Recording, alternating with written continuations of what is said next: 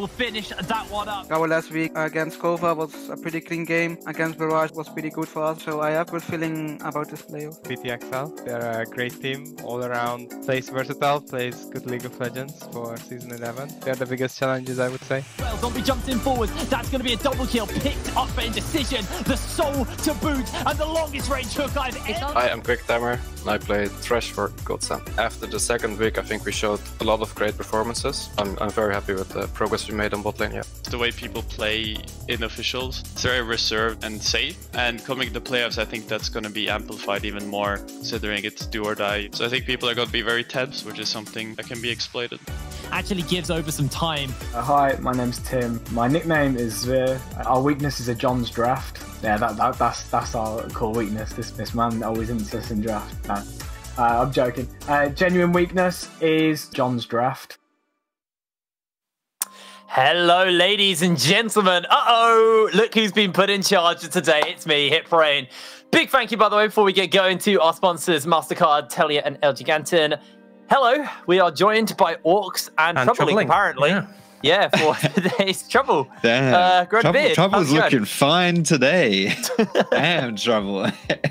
Let's go. How you guys doing? You all right? Yeah, I'm okay. Hyped. Excited for playoffs. We had some close games yesterday, really down to the wire. Nail biters. Wait, do you say close? Yeah. Yeah. They were so close. Thrilling. It could have gone either way, honestly. Clearly. Incredibly close. Mind-bogglingly close. Orcs but clearly wasn't watching. Somehow XL and Fnatic managed to come out ahead. No one expected it. No one saw it coming, but, you know, it happened. Well, if you actually do watch the games, unlike Orcs, you can head over to our social media channels and vote for your play of the day. Look at all that. 15,000 RP. Up to 20 people can win that. Head over. I'm not entirely sure on how the rules work, so head over to our social media channels and you can find out and get yourself some skins by watching the games. How great is that? Also, there is I think it's tied in with this competition. I didn't get the information on this actually, but it's there is literally the opportunity on the graphic. to play. Jake. Look at the right. Oh yes, on the far right. Yes, next week you get a Q&A session and a game on the Rift with Shocks herself and also the RP. So there's a lot to win. That's the prize. Exciting. Why aren't we the prize? Why are we not exciting enough to... Oh, I'm back, by the way. I'm Foxtrot now. Yeah, hey guys. Pretty sure we did have a competition where the prize was to not play a game with HitBrain, and that was that's what I was about to say that. Yeah, I think like winning the prize with me is you lose LP. That's how that goes. So you probably don't want that. Orcs will just carry you and be boring because he's too metagame for all that. And Foxy and I have good banter. To be honest, out of the three of us, I think Foxy's the one to go for if that ever was the option. But let's bring it back and let's look at how everything has kind of fallen out right now in the NLC playoffs. Bringing up the bracket.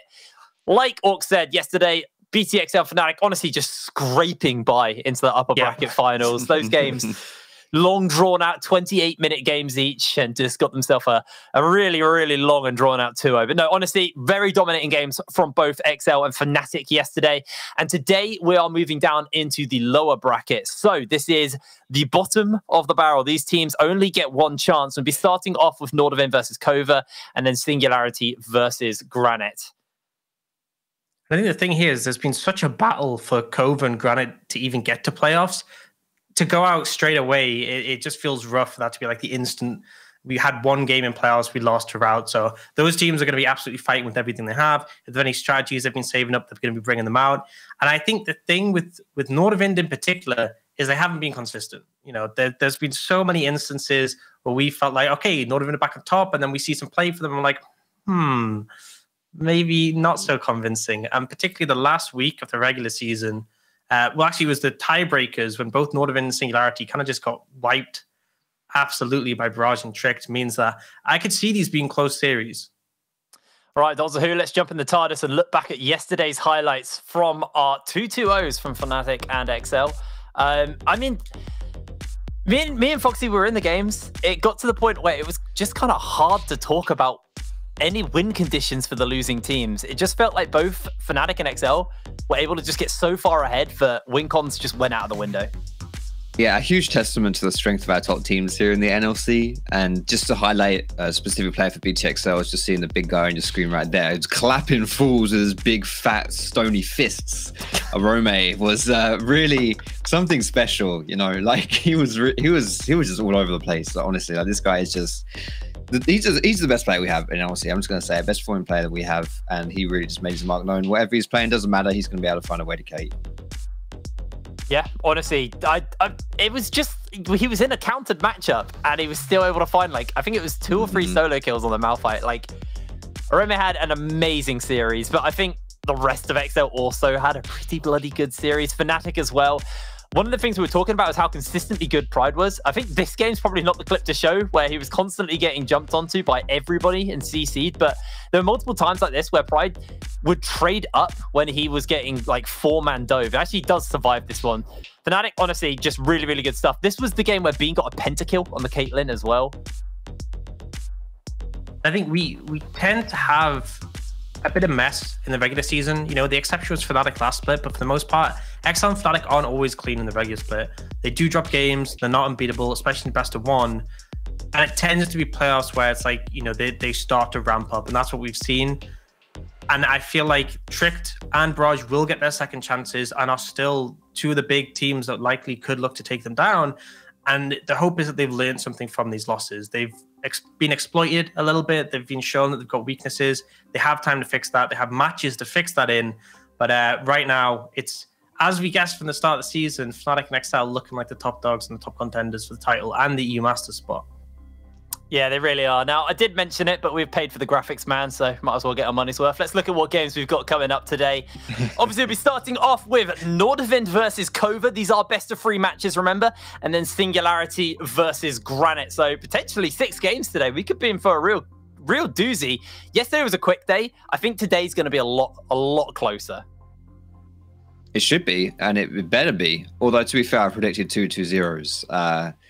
I'm not going to tell you who I've predicted because I think that might surprise you. But that's just because, you know, I've got something up my sleeve.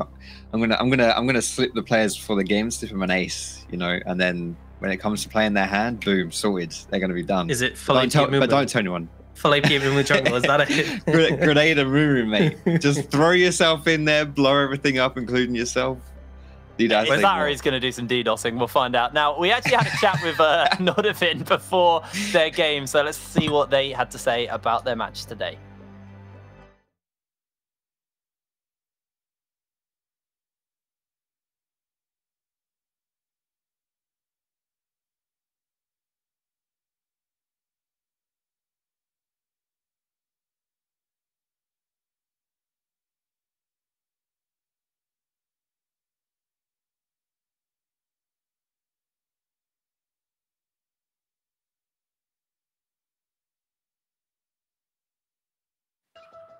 Not much to say then. They were so confident, nothing to say. Men a few words. What were you going to say? Not much to say. Very somber. Got caught off a little bit on that one. Let's have a look at our predictions then, seeming as Foxy teased us with his predictions. Oh, hello. What's going on there? Don't know what you're talking about, mate. This looks perfectly normal to me. You guys are trolling. Goldberg's got some sense about him, but you know, he's still a little bit off his rocker. But yeah, I mean, this is clear. Okay, so here we go. Right, so Singularity and Nordavind had the better regular season coming in to the playoffs here, which is exactly why they're not going to expect what our teams have prepared. They're going to go in thinking, "Oh crap! Like we're just the kings," and that's the hubris that's going to get them down. And honestly, I feel like Kova and Granite haven't even reached their final forms, and they were saving it all for playoffs. You saw what they were able to do in the relegation matches as well. Like, these guys obviously are able to pull it out when it matters. So, easy peasy lemon squeezy. It's just clear 2-0s. Not going to have a long day today. Kova and Granite going to take those pretty simply. On the other side, Orcs, you've gone for probably the more safe bets here. I think it's fair to say. Let's talk a little bit about these predictions from you then. I mean, maybe because your friends are on both of those teams, but I also think, to be fair, normally biased, I would call you out on bias, but looking at these rosters and looking at recent performances, I have to agree with you that I do think Singularity and Nordavind are looking like the stronger teams right now. The thing is, because my friends on these teams, I firsthand get to speak to the players, and I can assure you that Kerberos, massive Inter, Nulty, massive Inter, you know, so I know these things firsthand. So the fact I'm still voting for them shows how confident I am, despite the fact that I know the stuff they get up to in solo queue, which is worrying, honestly. I think Nordavind is a little bit of a more tenuous one. They've been inconsistent. The start of the split was terrible. I can see them losing games to any team in the league, apart from probably M&M. So it's really a bit of a coin flip, but I do think that their recent form suggests they'll come out ahead, but I still think there's a good chance they drop a game. Singularity have looked really good when they're against teams who are below them in the standings. Against the likes of Barrage and Fnatic, it felt like they almost had a mental block. They just fell apart. Maybe that could happen here. I think the pressure's definitely on, and it seems like they've fallen to pressure before in the regular season. But I think that this shouldn't be too much of an issue for them to come out clean in this one. But who knows? Things always change when we get best of threes, and I've certainly seen enough int in the NLC to justify Foxtrot's predictions. So who knows? So are there any players that we want to keep our eye on in this first match? Well, this first series between Nordavind and Kova? Who's kind of your eyes turn to? I'll start with you, Foxy. Any players that are kind of standing out to you so far? I honestly think it's kind of, you see Nordavind and Kova. Yeah, so I as much of an Inter as Orcs has painted him, I'm always going to have my eyes on Kerb. I think Kerberos is just a player that's, I don't know, he just draws attention to himself. You know, whether it's good or bad, he's going to have attention to himself. And I think a lot of that will come down to the draft as well, what they pick for him, whether or not they stick him on a champion. He played Nasus, right? That wasn't a fever dream. He actually, okay, yeah, so he did lock in Nasus at one point in the NLC. Like, I think this guy, you know, with his split push play style, really complements the likes of Chrisberg in that bot lane, who I think is much more reliable, much more sturdy of a carry. And so, yeah, he's the more explosive player, and I'm just always watching him run it down. I think it's fabulously entertaining.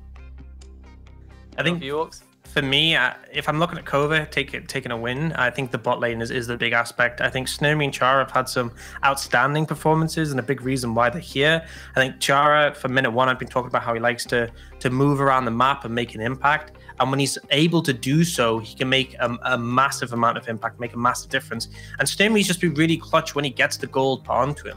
So I really feel like this bot lane is sort of like the win condition for the side of Kova. They just need to facilitate them. I want to see them playing around it. Yes, Kerb might get some attention top lane and play a split pusher, but realistically, split pushing is pretty weak in the current meta, and you can just stack dragons. Just stack dragons. If Kerb wants to split push, be like, cool, we're going to take Dragon Soul, and then you win. It's that simple. I think the thing with Kerberos is he does shine in best of series because he has such a deep and wild champion pool. It can be kind of hard to prep for him, but like you said, you know, if you do just play through bot side, you facilitate for the dragons and you kind of just leave Kerb on an island. If he's not on like 1,000 stack Nasus, then you're probably going to be okay. Although, you know, this Snurmy and Tiara, yeah, they've had a great split, but you are playing into Chrisberg and Touch. I mean, Chrisberg's a very seasoned player himself, so I don't know. This could actually be this could make for a really, really spicy matchup. Now, before we get going with today, we actually have our own M&M joining us today, except he's Danish. Gulborg, put a little rap to us.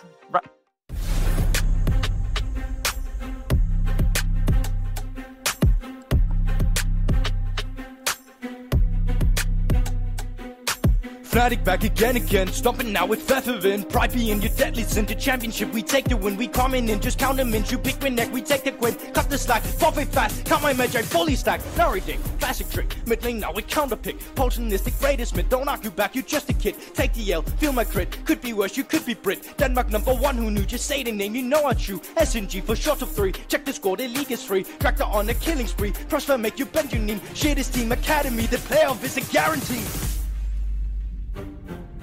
Excel at the top, your bet we're still first place, so don't forget the best support is Avian and Deadly's farming hits again. We get the trophy TM soon. Best jungler that is Macoon. Ellie's pick with their cocoon. The rest of you are full baboons. Barrage now, take a bow. Devo on the nip me out. Captain Kevo on the rise. The plans are fully improvised. Except you know he will provide. On the sea battalion style. Mama's on the topic side. Lost again, at least you tried.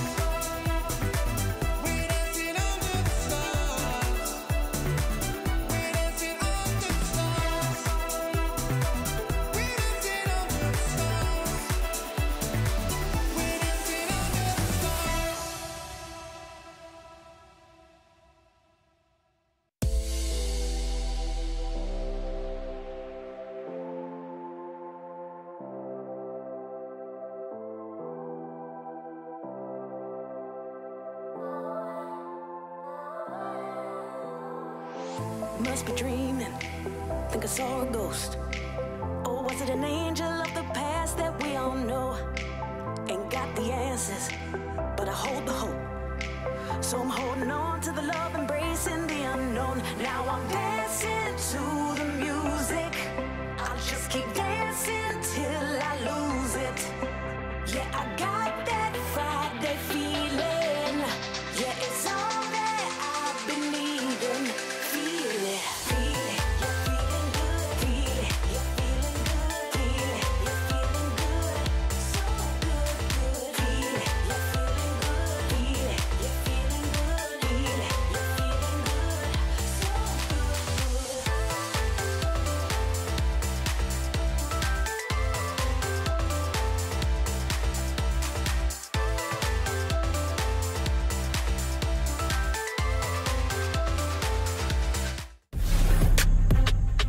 good, good.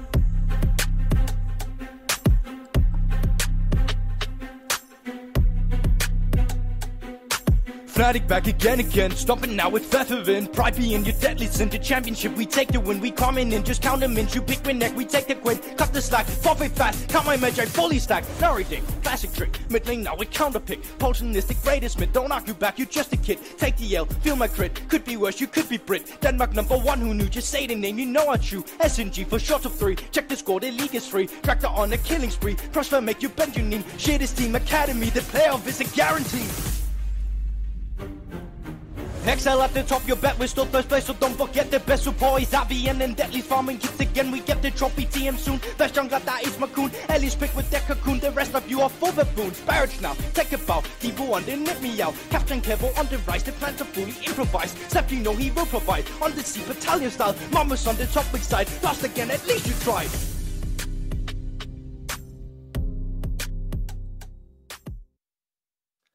You know my favorite thing about that? That wasn't, we didn't mean to play that a second time, but we're just kind of making Ghoulball cringe as much as possible. We're going to get play it again. Play it again. Hit me with it. Yeah, one more time, Max, from the top. No, we're going to get ready to go into our first game of our first best of series here on the second day of the playoffs. Nordavind versus Kova. We had a brief chat about them. As we head into the Champ Select, where are we looking? Where's the attention going towards this first ban phase? I'm going to say Kai'Sa. Yeah, and that's it. Purely Kai'Sa. Crispo's Kai'Sa is actually just filthy. It's disgusting. And I think, honestly, he's a big carry for Nordavind. So just take him off for comfort, please. I feel like you could target him not just the Kai'Sa, but I feel like he's kind of not shown too many AD carries in the current meta. I feel like if you hammer bans away at the AD carry role, Christmas might end up on something a little bit uncomfortable, a little bit not suited to the current meta. So I think targeting bot lane for Kova is definitely the sort of right plan to do. And I think you might end up seeing a situation where Nordavind just end up matching that and fighting fire with fire, because I think that has to be Kova's win condition. I think they have to be playing to the bot lane. And I think as long as Nordavind can prevent like them falling apart there, I think they're going to be in a good spot. Well, we're going through into picks and bans, and I think one thing we do expect to see is probably the Azir at some point. I know that's a champion that Ericsson plays. It's super high priority at the moment, but so far the Senna, the Camille, the Olaf, and the Udyr have been banned away. So the Seraphine's going to be the final ban, and Chris Berg might not got quite so much attention put into him. And if this Kai'Sa stays up, I honestly expect Nordavind to first pick it. There goes the Fresh. I really think it's first pick worthy, like legit. Chris Berg has played, they're hovering it. I mean, he's played 5 different champions. 4 of them he's only played once. 1 of them he's played 7 times, make that 8. And that's Kai'Sa. So, and he's just so good on it. You know, it's not purely comfort. Like, it's a really strong pick in the meta as well. Oh, but it looks like they have an answer prepared. So a lot of people have been picking up Caitlyn recently. She got some minor buffs, but I think people have started taking it, especially as an answer to things like Kai'Sa, where you are ranged in the laning phase. I was kind of a bit hesitant on the Thresh ban, because, you know, if you expect the Kai'Sa first pick, you could take something like Thresh Aphelios. But it's clear that Kova came into this, like us, expecting the first pick Kai'Sa, and they have something prepared to deal with it. So I'm excited to see what they end up pairing up. And I actually think this Alistar pick is really a bit of a rough one here, because you will just get pushed out of lane. I think this is a terrible decision from Nordavind to pick the Alistar. I know it's a big comfort for touch, but there are so many options that can be now taken for Kova, and they can win the lane from level 1. Alistar is not a champion level 1, doesn't have his combo. You could just be shoved in and harassed and out the lane before you even get a chance. So the final pick is going to be here for Nordavind. It's going to be the Nocturne. Okay, Jungle Boy, talk to me about this matchup. Nocturne is, I mean, they kind of hinted at this, didn't they, in the pre-game video, where because it was very lights out. So I was like, wait, did we? Wow, I managed to disappoint both of you. Usually I only disappoint one person at a time. I'll take 2. That's impressive. Nocturne is, he's a similar style champion to Hecarim. Like, you want to prioritize farming up. You got some fairly decent 1v1s, but Hecarim is more about like team fight and engage, whereas Nocturne's more about side lane pressure and engaging that way, kind of like an assassin style champ. So I would expect here with this Nocturne pick, assuming it's jungle, by the way, because it could be mid Nocturne. Like, this is a flex pick. We did see DNB even play mid Nocturne recently. Yeah, assuming this is a jungle pick, I'm gonna say that it means that they're gonna be picking a pretty strong split pusher for Kerberos and just try and like just 2v1 constantly with Kerb aside. I think as well, if you pick a side lane of a Kerb that can transition into team fights as like backline dive, they have pretty solid dive already. They're obviously expect to be tools picked up for Kova. They have the Galio that's going to mitigate that, but it gives them options. Do you see the second rotation of bans come out? Morgana ban away, completely expected. I think if they got Morgana Kate, bot lane's kind of just over from there. There's still things that you can't pair with it. But the Azir and the Silas ban away from Ericsson, both of which I think are solid choices, given that they picked up the Galio already. Yeah, there's going to be the Malphite ban as well. I mean, to be honest, I was thinking Nordavind might quite like that Malphite to kind of add into this, into what they've already got with this dive comp, the kind of pile. But for now, going to be the Orianna picked up for Proka in the mid lane, meaning the Galio is going support. So Nordavind going to have to be blind picking top lane here. We'll be finding out whether or not that Nocturne is going jungle or mid. See what they want to lock in here. The Gnar is open, which I feel, yeah, Kerberos probably will just go for that. It's pretty safe in the top side. It works with that team fighting they got as well, the kind of dive. We'll see what they're going to round out with here. Looks like pretty standard stuff, actually. Yeah. What's it going to be? Syndra is the more standard option into the Orianna. And so they're hovering it. But we'll see what they decide to lock in.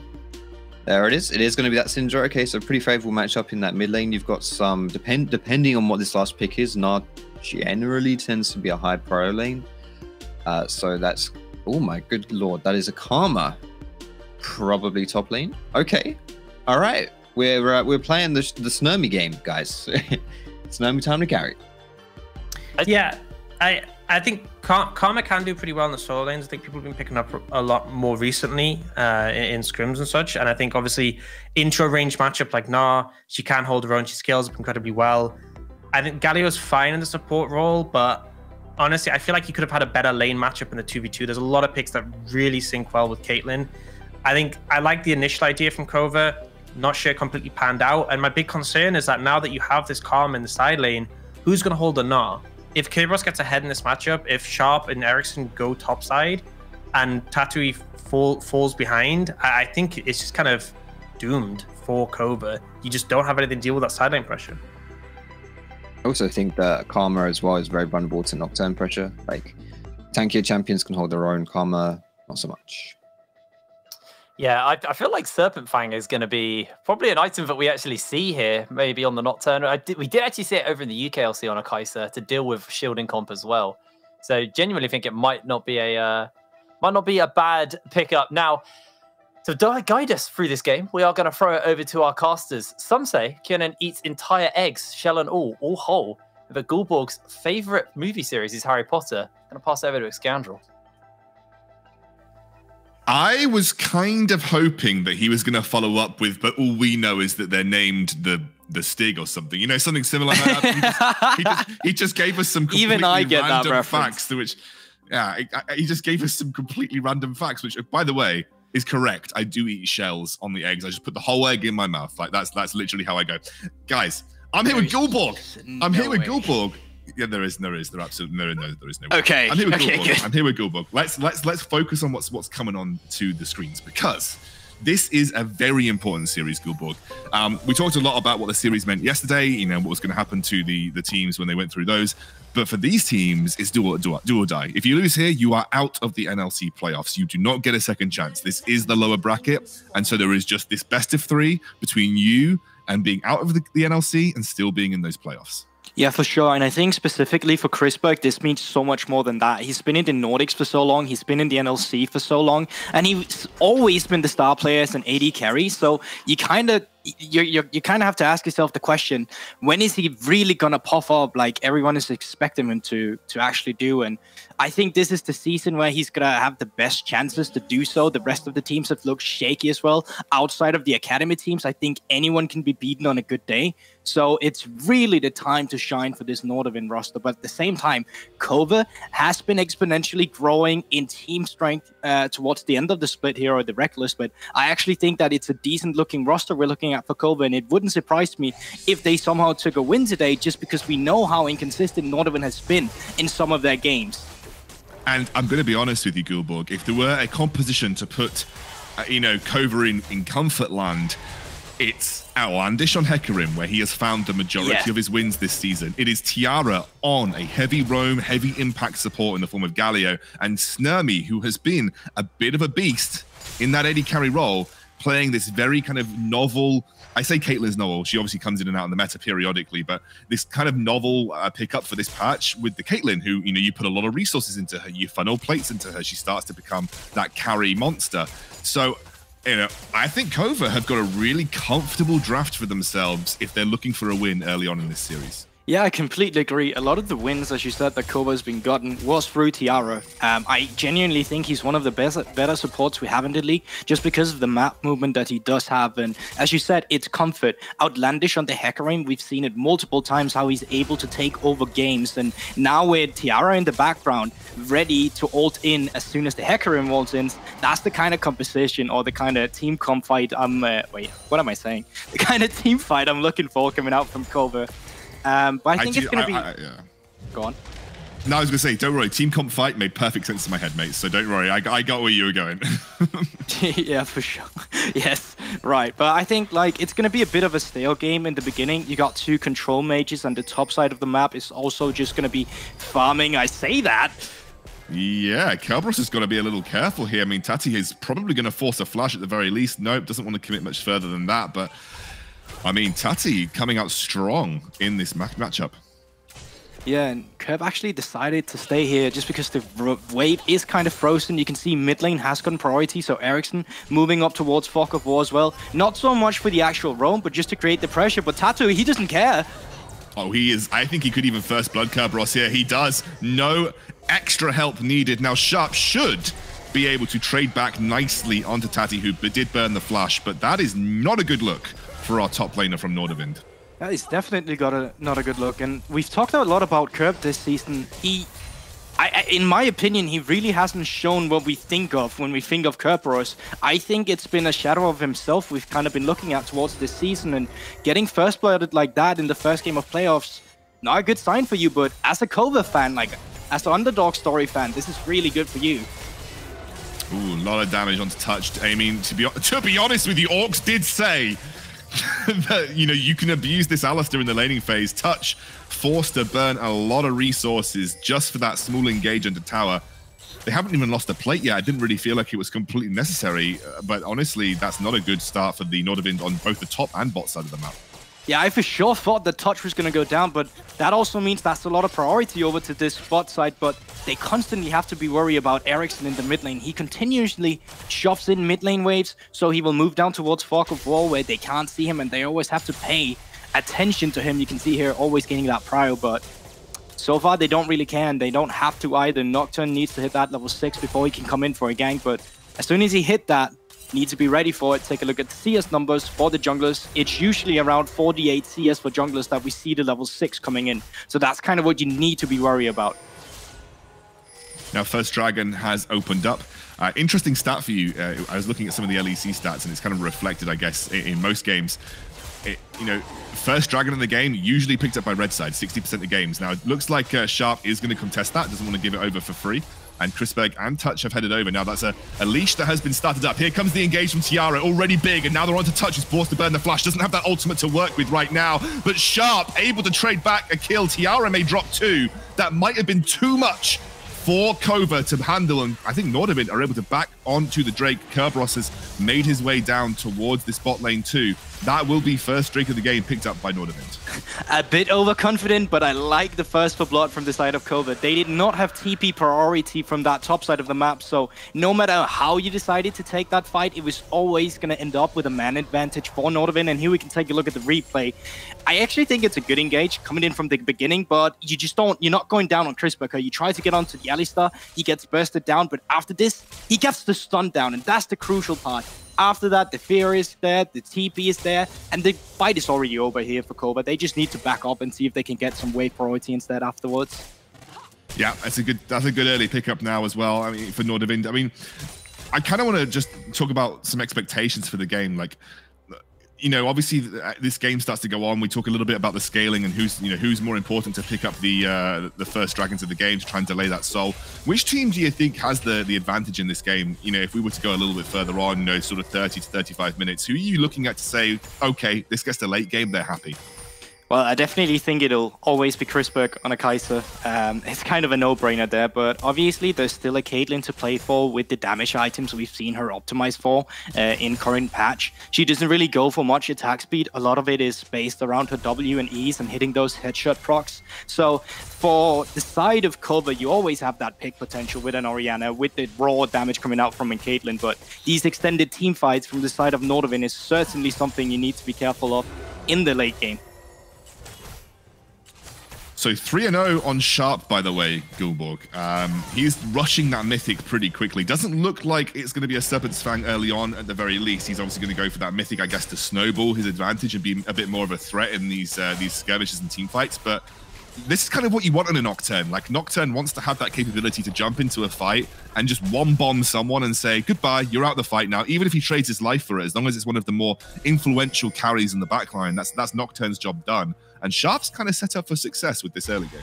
Yeah, and it's not just Sharp alone. You have a lot of backline dive. Now, when he turns to Mega, get that double jump, you obviously have Chrisberg on the Kai'Sa that can always rush in. And now this is a kind of Kova classic. They like to go for these cheesy plays, but a man advantage for Nordavind means they have to back out. But this is classic Kova. They always like to go in with a pink ward, try to create some pressure in the Fog of War and see if they can get a cheese pick. It's what they did against Fnatic and almost had success in beating them out with, but not going to work against Nordavind. They're ready for that kind of play. Yeah, Nordavind, they had this set up with Ericsson just sitting on the sidelines waiting for the stun. They knew exactly where Outlandish was. They were playing around it nicely, as you said, and Outlandish didn't take any risks in that scenario. No engages coming through.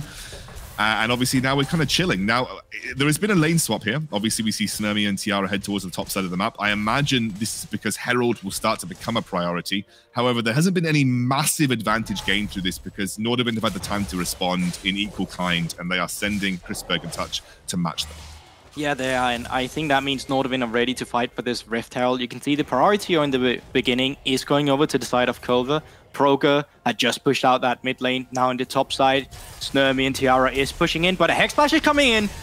Yeah, here we go. Straight on to Tiara, who is taken very low. Does get his movement stopped out by Chrisberg, but the first kill will go over to Chrisberg in this fight. Now Outlandish caught in the middle of the team fight, taking too much damage, and that small engage, I think, is enough for Nordavind to go for the Rift Herald and get it relatively easily. And it's always like this when Nocturne kind of gets back into the meta. I don't even know if he is meta, or if this is just Sharp being ready with this one, but when you're not used to the range that comes out from this champion, you shouldn't be that far forward. But you're just not used to it. And here we kind of see the backline damage we talked about from Nordavind. Chrisberg was instantly there to dive in. A great Hex Splash from Touch over the wall. And they just keep trying to grow their lead. This is something that Nordavind has been really good at doing when they were on top. Getting every objective in the early game. But then sometimes they would throw in the late game. So let's hope they can keep the kind of ball rolling here and not drop it. Because if you drop it against the likes of Kova, we've always seen that they're ready to accelerate in team fights in the late game as well. Absolutely. But I think another thing that's happened as a result of this fight is, if you remember how Fnatic played around Bean, and they gave him all of those resources on the Caitlyn yesterday, that involved getting the Herald. That involved using the Herald to funnel that plate gold into the Caitlyn to become a really powerful team fight champion towards that mid to late game and kind of accelerate her build so that she was ahead of the game a little bit. That has not been the case for Kova thus far. They're actually falling behind the Kai'Sa in terms of gold. They're falling behind, haven't been able to funnel as many plates as you would expect a Caitlyn to do so in the early game. And that, I think, may prove to be an issue for Kova because Snurmy, when you look at this composition, is one of the big carries for it. Yeah, and I think, Engage comes in from Touch, just trying to get the taunt down. I think they're going for it. Yeah, I was a little bit skeptical about whether that would be committed to, and actually my skepticism was right. Touch will just use the ultimate to get out, but that ultimate now being down is important for this next fight. There wasn't much burn by Kova to actually force that one out. But team fight is still there, and Kova is looking like they want to fight for it. They're chasing them down. Yeah, here comes the Nocturne ultimate to buy some time. Oh, Tiara ults into the middle of nowhere, the hero's entrance, and he's met with no applause. Oh my god. Oh my word, the shockwave was good, but is it good enough? I think it's too early in the game right now for the Orianna, as Sharp is taken low. That's the shutdown for her, but the fight right now is even across the board. It won't be even for long, though. Chrisberg finds a double kill. The man, the myth, the legend on his Kai'Sa is continuing. Oh my god, Kerberos with the I love the build-up ex-Scoundrel, only for him to be shot down afterwards. And what a fight coming out from Nordavind. I think, realistically speaking, they were always going to win that. But Kova, once again, actually finding some niche picks down. And actually 2 kills over to Snurmy, one of them being a shutdown as well. But I just don't think you're in a point of the game where you could actually ever contest that, Drake. And you were kind of talking about it beforehand. Let's take a look into this replay. They're trying to chase them down, and they does burn the flash, but Outlandish trying to get out as fast as he can. And take a look onto Snurmy in the backline, trying to get in and just get a trap down, but he's not able to at all. And then afterwards, towards the fight ending, shutdown was actually going over towards the Orianna and not Snurmy here, so I kind of misspoke on that one. And I guess Curve is just being a bit cheeky here. I guess he's thinking he's going to hit Mega, right? But he doesn't. Yeah. So what I would have loved to see from Kova there is that you see them trying to match Nordavind in a state of the game where you're not actually even with them. I would have loved for Caitlyn to go up top, try to get some solo plates for herself, and just been like, you know what, we can't contest this. So let's try to get some gold on AD carry instead. Tatu in the top side. Stridebreaker is actually good. Yeah, it looks like they're going to go straight in and pick up the kill. They won't trade back. Sharp gets away from the turret. And actually, Sharp has been huge presence this game. Can you believe it? A Nocturne with 100% kill participation thus far in this game. Sharp is popping off. And There used to be so much hype around Sharp as well. He came back from a Nordic split as well, where he didn't really perform. He actually was benched towards the substitute position as well, but you can't tell that right now. But Outlandish ghosting, and he wants to stop this Herald. He wants to stop the Herald indeed. That comes the Nocturne ultimate, buying some time for Sharp to at least get out. Now Kerberos may be the bait. The Shockwave misses, and the Kerberos has that flash available too. Nordavind pulled off the greatest heist, and they won't even get caught. And there's just invested so much in this. You can see the map roams. No one is responding to the waves in mid lane, and that means Ericsson getting free plates, losing farm if you are Proker here now. Tattoo is coming in, but at the same time, you've left Snurmy alone, and that also means that he needs to back off. Crispec could come in with an ultimate here. And he will, absolutely the case. Oh my, it's just too easy. It's just too easy for Crispberg on his Kai'Sa, and that is more plates. A big mismanagement of resources for Kova. And it looks like they are rotating across the map once more, but honestly, Nordavind are playing the map like a fiddle right now. They really are, and I also think it's Kova being punished on some greedy rotations. You see no priority in mid lane, but Proker at the same time still trying to get up in that top side and try to stop them from going hard. And while he does that, obviously the bot lane of Snurmy is going to be a really easy target for Touch to come in. Snurmy should have just completely forfeited that wave because he had no business being up there while his team invested so many resources towards the top side. But it's as you kind of said, X-Scoundrel, there's a lot of early investment usually going into the Caitlyn's that we see. But outside of one bot lane exchange from Kova where they forced Flash out of Alistar, we really haven't seen much attention towards this Caitlyn. And is that a result of Kova mismanaging resources, or is that there's going to be first turret, right? That's the Rift Herald investment coming in big. Is that a result of Kova mismanaging resources, or is that a result of Nordavind forcing their hand elsewhere, or a mixture of both? I think it's a mixture of both, but I think main issue for them was that they never had mid priority, and as soon as Sharp started running away from the game, maybe they started panicking a bit. You always want to get the most out of Caitlyn, especially in a laning phase, and they just didn't do that. So after that, they may have felt rushed to try and create plays elsewhere on the map when they couldn't contest Crispberg any longer. He's already 4 kills, and you can see Kova, they're just never really backing down. They're still setting up for this next Drake, which is going to be soul point for Nordavind, so they feel like they want to stop them now. They don't want to take a game later just because they know that Crispberg is going to get out of hand. I mean, are there any item spikes that would give you an impression that that might be a viable strategy for Kova right now? I mean, you're still missing your mythic item on the side of Outlandish, so he's not even at the perfect spot. But if you take a look at all the items from the side of Nordavind, they're just in the lead. Like, you literally don't have the stats to contest this right now. Nordavind is just so far ahead, and it may be an issue when this team fight breaks out.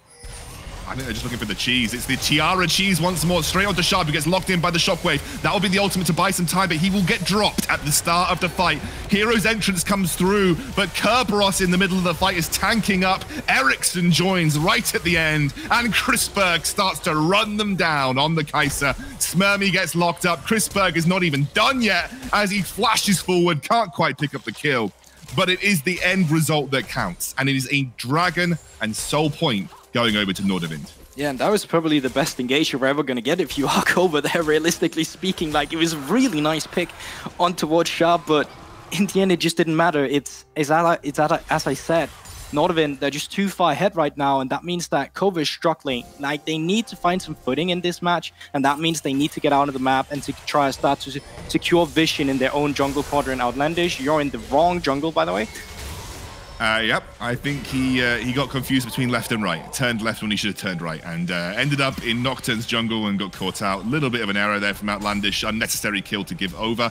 He still can't finish his Divine Sunderer, by the way. It really feels like he is very far behind this game. It really does, and that's also why it's so important that you start securing the vision around your own jungle, just because that in a bit, Nordavind is going to get the next Herald. They're going to start opening up the mid lane, and when they do that, they want to just kind of stall out the game for this 4th soul for them. We can take a look at the replay. Meanwhile, as I said, like, this was probably the best engage you're ever going to get if you are Kova. You get a nice pickup on towards Sharp, but afterwards, great disengage coming against from Touch, and the backliners from the side of Nordavind are just completely untouched in this team fight. They can't do anything about Kerberos, and they're just getting run down. They can't even weave any autos in there. So, yeah, just a really hard fight for Kova. It was a 3 versus 5 engage. Like you're right. That Ericsson wasn't there. Kerberos was teleporting in. That is the best scenario Kova could have hoped for. But I guess just Alistair things at the end of the day. That was the replay of Outlandish just getting killed. He's having a rough time. I mean, early game is always the hardest. When we've seen Kova shine, it's towards the late game. So, you know, you always need to be wary of one of these picks. And traditionally speaking, Nordavind has had a hard time closing out games, although I'd be very impressed if they started to fumble now. You can see the way they're posturing on the map. Kerberos is pushing in that bot side of the map. And this is what we wanted from the Nocturne. That ability to just single someone out. Nice flash coming out from Proka to buy some time, but Touch looking for the engage. The shockwave will mean nothing. Chrisberg continues his rampage in these team fights. 2 kills, gives him a double, and Ericsson wasn't even there. Party started without him and ended without him. Sharp just getting out, but it's just the jungle control of Nordavind Scoundrel. Kerberos had bot lane pushed in, Ericsson and company had mid lane pushed in, and you just can't walk there. Oh, goodbye, Snowy. Yeah, lol, see ya. Good effort, right? Yeah, and I think Ericsson continuing the pressure here. He got that stun. Sharp does have a nice shield up to at least buy him some time. I mean, Touch just wants it. He's realized it's too much. Man, that's the pain of going Mobies. I think he went Mobies. Yeah, like you want to dive down the turret, but as soon as you get hit, you're just slow as a... Yeah, I don't even know. Like, what's a really slow thing? Snail, I suppose?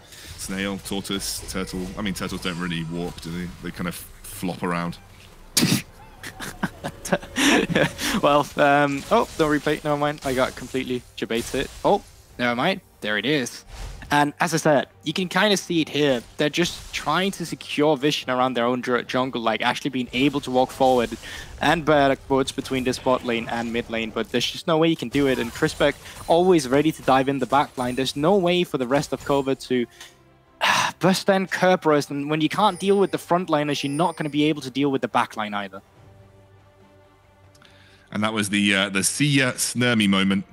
Not much he could do. Ericsson has been quietly farming up this entire game. 2-0-3, huge amount of farm in his back pocket, and was just able to one-bomb the backline carry. And honestly, Snurmy and Proka have been doing their best, like 3-2, 2-2. They've been kind of doing what they're supposed to, but the rest of the team just isn't in a position to support them. We're at a 9k gold differential right now. Gulborg, you know, this is a major lead for Nordavind at only 20 minutes into the game. And obviously, Soul is spawning in just under a minute. And we also have the Baron to worry about. It feels like there are some nails being lined up on the coffin, and Nordavind just need to hit them. Yeah, for sure. You don't want to take this fight as Kova, but you have to.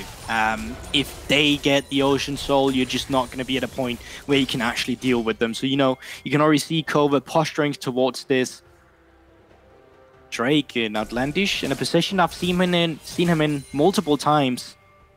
Question is, can they get Chrisberg when he starts to walk down? Touch may face check this bush.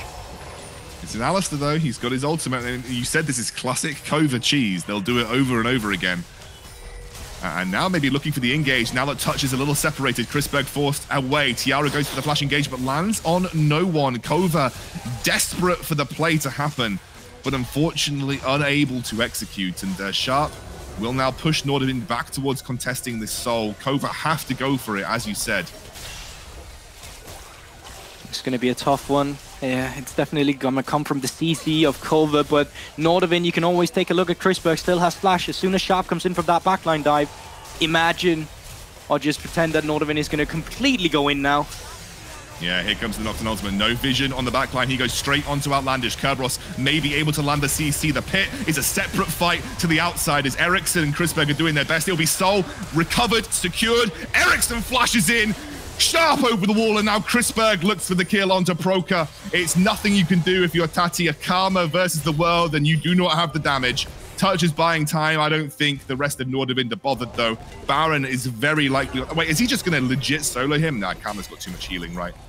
Yeah, but so does Alistair. Look at that Ocean Soul already paying off. Like, she's not getting him down. He's still going. I mean, Kerberos has just joined the fight. The ace comes through, and Baron is there. One nail hit. We have another nail about to be slammed down. I'm not sure Kova can get back into this game. Yeah, I was going to say, I'll be honest with you, Scoundrel, this kind of looks like the first game in the series already. Soul secured, Baron secured, and I think we're starting to look at the last moments in this game. You're still trying to get some picks as Kova on the side of Kerberos, but even he is just too tanky right now. And it's a good start from Kova so far. No, they're not giving up, by the way.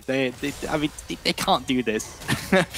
It's classic Kova, isn't it? They fight. Every last scrap they'll fight for. Like they are here to just try and take that fight to the teams that have been, you know, I guess in the NLC before them. They're a very proud team. I know they're very proud of how far they've come. They've still got this series to prove themselves and potentially more series in the future if they do end up getting the win. But it does feel like this is going to be a 1-0 to Nordavind. I don't see an easy way for Kova to get back into this game.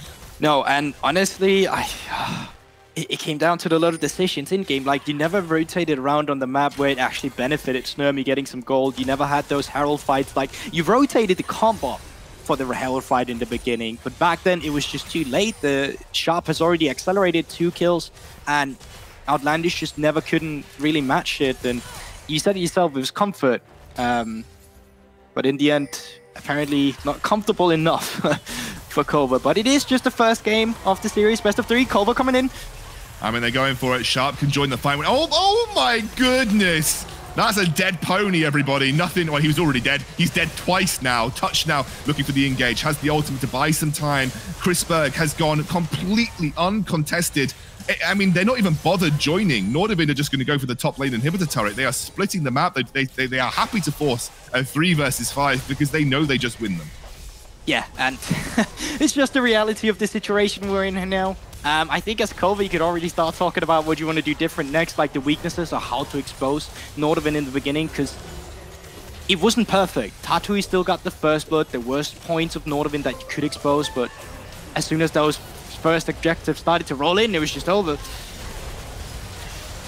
It looks like they're going straight for the end right now. The engage behind the Nexus turrets. The knock-up is big. How is Chrisberg still going? Every fight this man pops off. Can you stop him? Don't give him Kai'Sa, surely, guys. Chrisberg has been quietly pumping out damage fight after fight. It's been facilitated so well by Touch and Sharp too. Nordavind will take the first game in this series. 25 minutes on the clock, and they are already thinking about moving on to that second portion of the bracket.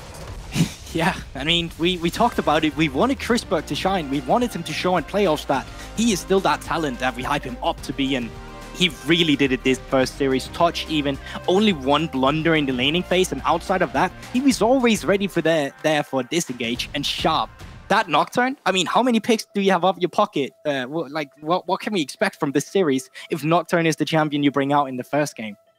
Exactly. He's taken something that we considered relatively low tier, not in meta, and he absolutely crushed with it. A Nocturne that even pre-6 had 100% kill participation. Like, he was really, really catalyzing this win for Nordavind. And obviously, you know that you have Chrisberg in the bot lane. When you give him a platform, the man never fails to step on it. He will always, always, always step up and carry when he needs to. And in those fights, you just saw the kind of damage that he was doing on one of his favorite champions. Nordavind looking strong in this series. What can Kova do to bounce back? I guess we'll find out. The analyst desk are going to break it down a little bit more after the break, and we'll go to the champion select of our second game.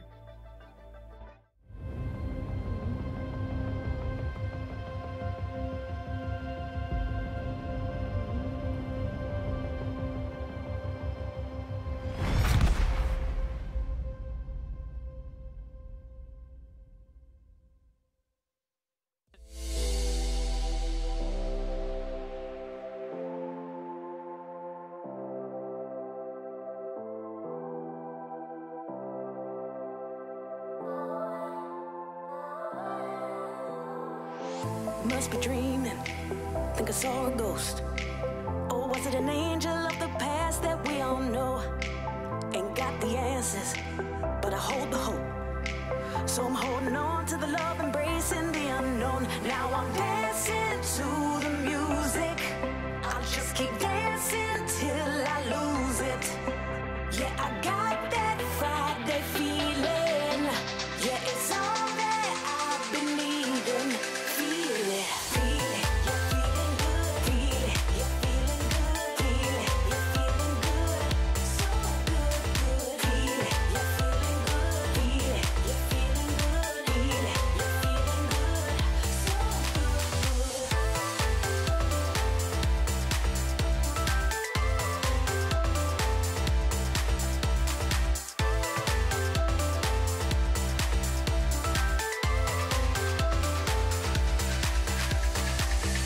if I'm dreaming, I don't wanna know. Cause this is all I need, a perfect story told. I ain't got the answers, I still hold the hope. So I'm holding on to the love, embracing the unknown. Now I'm dancing to the music, I'll just keep dancing till I lose it. Yeah, I got that Friday feeling. Yeah, it's all that I've been needing. Feel it, feel it. You're feeling good, feel it. You're feeling good, feel it. You're feeling good, so good, feel it. You're feeling good, feel it. You're feeling good, feel it. You're feeling good, so good, feel it. You're feeling good, feel it. You're feeling good, feel it. You're feeling good, so good, feel it. You're feeling good, feel it. You're feeling good, feel it. You're feeling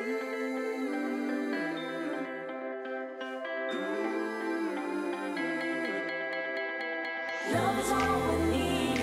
Love is all we need. Love is all we need. Love is all we need. Love is all we need. Love is all we need. Love is all we need. Love is all we need. Feel it. You're feeling good. Feel it. You're feeling good. So good. Feel it. You're feeling good. Feel it. You're feeling good. Feel it. You're feeling good. So good. Feel it. You're feeling good.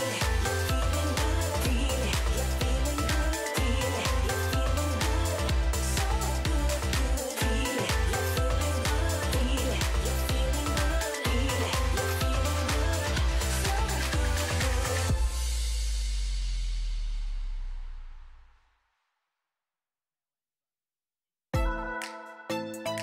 You're feeling good. Feel it. You're feeling good. Feel it. You're feeling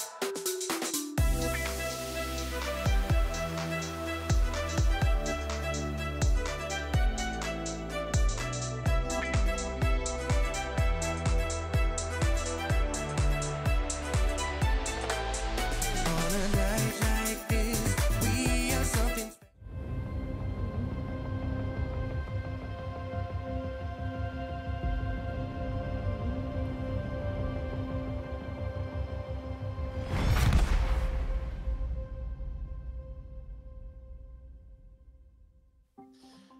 Oi, oi, Savaloy, welcome back to the NLC. We're getting ready to talk about that game. That was a pretty one-sided one, I think, to be fair.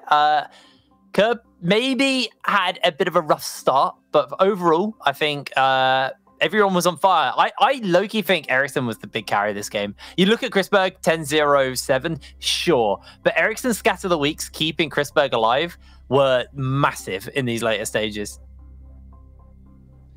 Yeah, I'm looking at the level differences specifically in the solo laners, and it's pretty big, honestly. As you say, Curb had a bit of a weak start. He did sprint it just a teeny-weeny little bit, but still, he still finishes the game. A 3-level advantage there. There's a 2-level advantage in mid as well. As you say, I think Ericsson was a bit of a, I don't know whether unsung hero is the right word, but I mean, he definitely flies under the radar when Chrisberg's popping off as hard as he did. But I just think all in all, like, Nordavind really just showed up in that first game, and yeah, they're just like a really, really quality team. Yeah, I think looking at the scoreboard there as well, you can see that Nordavind had a lot more kills and a lot less deaths. That tends to be good. I hear for that helps. teams. Yeah, So, I hear that helps. I think maybe next game we should see Kova try and reverse that a bit, try and have more kills, less deaths. Strategy. If they can try and lose less nexuses and kill more, I think that'll also benefit them.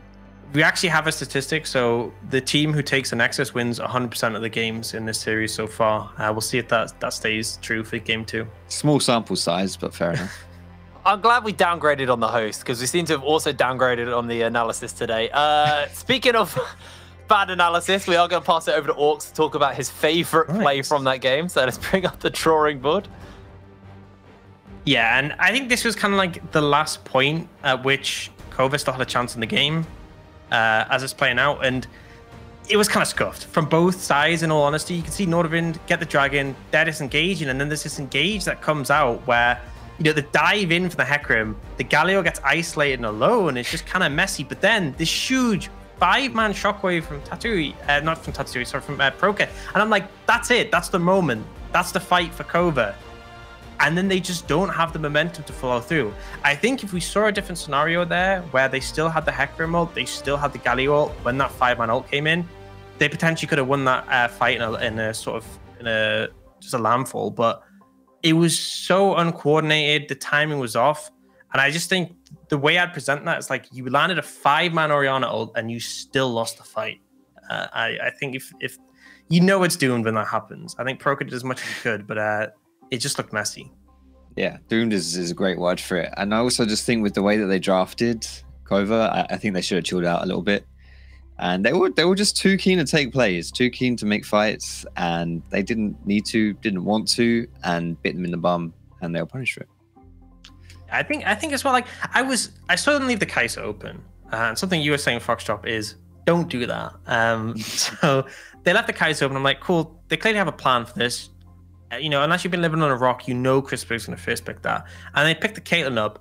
And then Nordavind picked Alistar. I'm like, what are you doing? Alistar's not going to have that early laning pressure. I know it's a comfort for touch, but you're sacrificing lane so hard.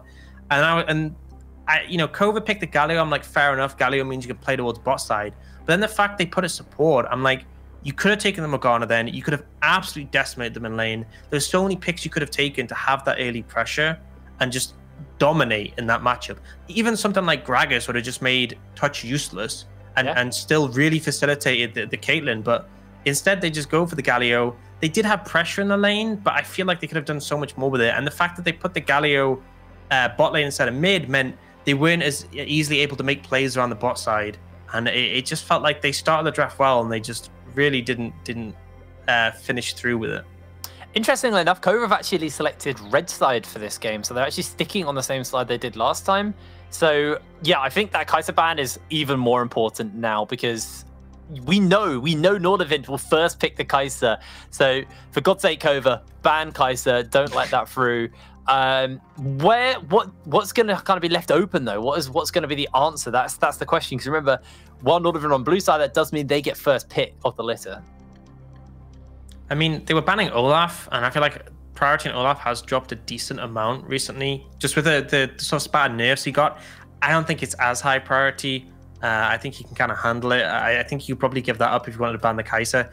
Yes, Olaf can still be strong if he snowballs, but you know, I don't think it's that big of a deal. Yeah, I thought Foxy had something to say there. That kind of threw me off. No, yeah, sorry. Yeah. I mean, what else there to say? He's such a superior analyst. Like, what can I add to that? Yeah, man. Just destroy the Nexus. Keep your Nexus alive. There we go. That's the answer. Kova need to do that. Simple steps. It's a two-step plan. It's interesting that you do mention that Olaf though, because we did see Olaf getting picked up. I believe it was yesterday. Was it? I believe we did see him yesterday at least once. I can't. Yes, we did. We definitely saw it yesterday. So yeah, it is interesting that, you know, while the priority on Olaf has fallen off, the priority kind of hasn't at the same time. Like, the champion's not as strong as impactful, but teams still seem to be putting some emphasis on that champion. And yeah, I mean, we'll see. I think he's still strong, but he's not like Udyr level, you know? Like, he's still an asset to a team, and he's still a very pickable jungler in this current meta. But it's not like before when Olaf was like, you're banning him or you're trolling. It's not that state anymore. So I think if they are going to exchange, that could be the one. Potentially the Thresh as well.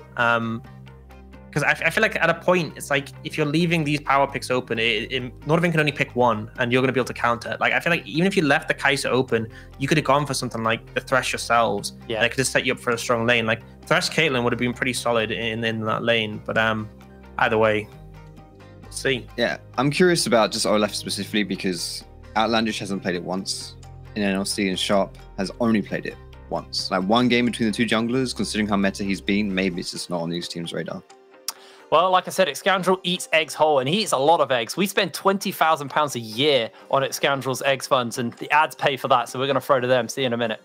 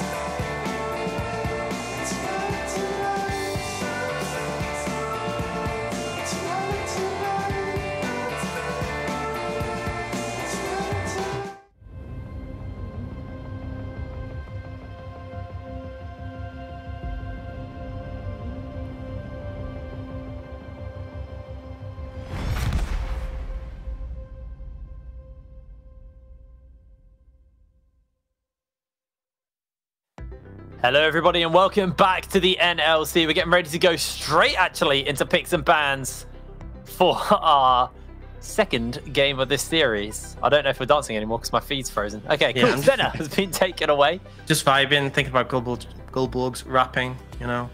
Good beats, good times. That was fire, man. I don't know where he got that from. Who knew Goldborg can rap? I did, actually. I've heard him rap before. Goldborg can rap, and he isn't crap. Oh my god. There's a reason Orcs wasn't involved in that in the video. That was it. Right, the Seraphine, the Udyr, the Olaf all been banned away. Nordavind now looking to round out with their last ban here. Kai'Sa. Well, no, Nordavind don't want to ban Kai'Sa. They want to pick No. I'm manifesting. No, imagine if they did. Imagine how much you'd just throw Kova off. That's true. That was just mental tilt. Bam, done. I mean, just go next series. This was Thresh last time, but they have switched to Thresh. So Nordavind could proud the Thresh here in return for touch. And I think compared to the Alistar, which I don't think is always an amazing blind, depending on AD carry matchup, I think Thresh is a really strong blind. A lot, like, he can handle even sort of like enchanters. He can be really aggressive on them, and the melee champions we tend to see, he's good at providing that peel. So I think it's a solid first pick. And now Kova kind of have to answer. Wasn't convinced by the Hecarim last game, in all honesty. So we'll see if they want to go in that direction again. All right. So there's a few thoughts I have here. Kate Morgana, I know you really wanted to see. Okay, I was gonna say Kate Morgana, you wanted to see. You're not gonna see that. Shocks me that we're also not gonna see a Rel. I think that's pretty decent. But the Rakan has been, if I'm not mistaken, considered a bit of a soft counter to Thresh in lane. And Xayah is also a very solid AD carry right now in the meta. So if you want to just take Xayah Rakan, there's nothing really stopping you from doing that. Time's winding down here for Kova. They've got there it is. They got the Rakan, and it is going to be Lovers Due in the bot lane. Very, very strong 2v2 going up against Nordavind here. I will say that Tiara has been really strong in the Rakan. We haven't seen too much of it in the current meta. It's not like one of those high tier picks. It's more of a situational one. But when he has been picking up, he's been making a huge impact in the team fights. But I think it makes complete sense here for Nordavind answering with the Aphelios Thresh. A really strong lane, typically picked up as a counter to Kai'Sa, but it functions well. You have the peel, you have the protection. And as long as you keep Aphelios safe, you'll just decimate anyone who gets close. So really solid so far here from Nordavind. Skarner coming up for sharp. So again, this makes it really difficult for Tiara to function in team fights. Like, you essentially have to pay the QSS tax, and the lockdown available to the Skarner means that you can easily get just like lockdown taken out. Your mobility is not really going to help you too much. And I think Skarner with the chem tank is super strong right now. Yeah, so there's two thoughts. Firstly, that's just like a dream meta draft right here for Nordavind. You've got the Aphelios Thresh, which is a crazy strong combo. Skarner's a very strong meta jungler right now. Also very good with a champion like Aphelios because he creates space being a tanky frontline. Also very good with Thresh because he can click the lantern when he's dragging people. Like, that's just really, really solid right there already here from Nordavind. And also just to really build on the point of the Skarner, like you were saying, Orcs, the thing is, like, Rakan is an engaged support, and most engaged supports, almost by design, tend to be very tanky. You know, you think about the Nautiluses, the Leonas, whatever you want to pick. Rakan is really the exception to that rule. He's not that tanky as a support, so he's definitely a decent target for you to grab as Skarner.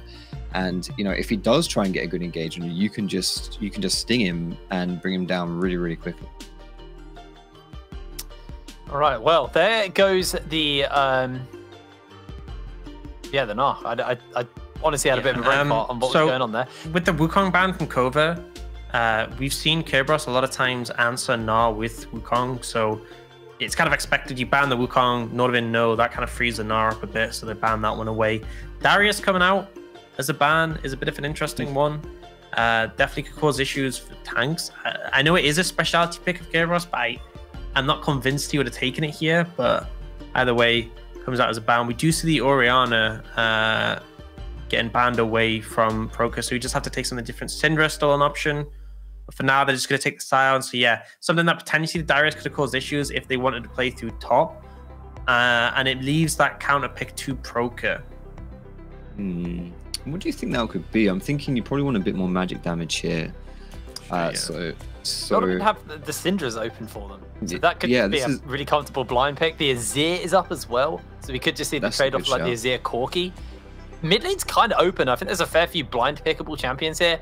It's going to be the Curb champion if ever I've seen one in the Cho'Gath, although probably not going to be that Trinity Force Cho'Gath.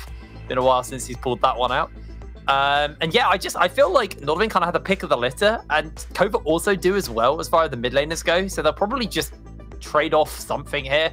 We'll see what they want to go for. I feel like the Azir or the Syndra will give you decent lane priority, which will kind of free up Sharp a little bit more in that jungle. So I think that's a pretty fair pickup, and we could just see the Corki come out from Broker here, to be honest. I think it really has to be.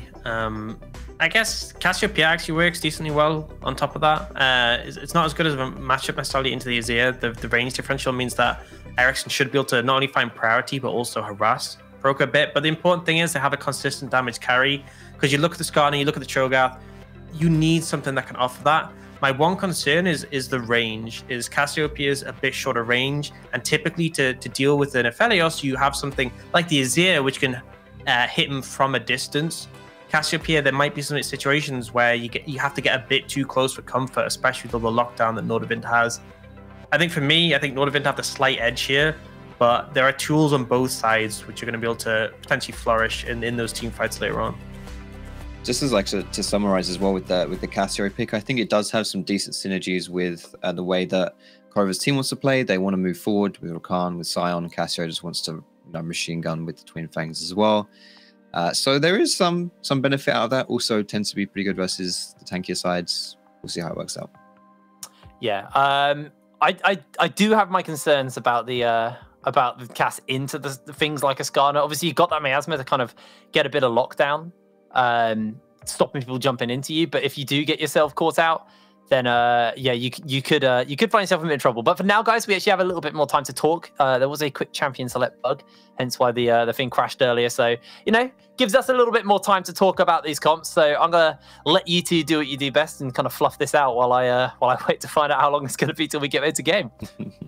Yeah, I think my other concern is that I expect there to be priority for Nordavind in the mid lane. I think bot lane as well, you should be able to, not necessarily level 1, because the level 1 of Zyrakan is pretty strong, but after a bounce, you can kind of control the wave with the Aphelios.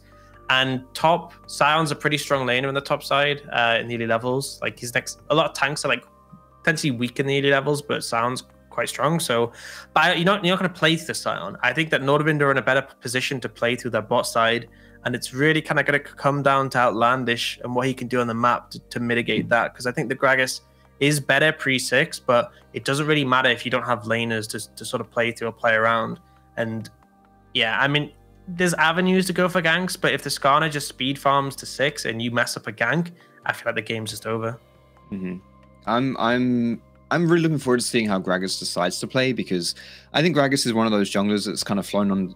I don't know whether it's fair to say he's flown under the radar, because he is just like better top lane, at least historically he has been so far in Season 11. But I think now with certain jungle changes, how the meta is shifting, Gragas is a viable champion, and I think he's a fairly decent jungler. And I do think it kind of gives a little bit of a potential answer to the Aphelios as well, because as you were mentioning, Orcs, like the range of Kova isn't that great. They have good we run at you tools, we mentioned that. But if you can peel for the Aphelios, which he's got great peel on the side of his team, like it's just everywhere can peel for him. That can be a little bit tricky, but maybe with like a Predator play, with a flank, with that flash, you can catch him out of position and combo him before his team can get set up to protect him. And that might just be the difference, because this Aphelios is otherwise going to be really, really hard for Kova to touch. I can see this game going quite slow, because I feel like if either team botches their engages, it's so hard. Because like if Skarner ends up flying in and they get Gragas cast into the enemy team, he's going to get shredded. Cassiopeia could stun him. Xayah has her ult to sort of avoid getting pinned down and then also shred the Skarner. But it's the same on the other side. If you're diving into Azir and Aphelios and it's not perfect, you are doomed. So I feel like as a result, we might have a lot of slow patches in this game where teams are just waiting for an objective, and it's kind of whoever gets control of the objective first. So if you're playing for Dragon, if you get control of the river and the other team has to funnel into you, I feel like that puts you at an advantage. there are going to be moments where like mis-execution, if someone's isolated, if someone's split off, if someone's alone, absolutely. Skarner can run in, Sion can charge through. But I feel like if teams are grouped and you mis-execute, it's just the fight is over. You'll get absolutely shredded. And as long as the carries of the backline are kept safe, they'll decimate.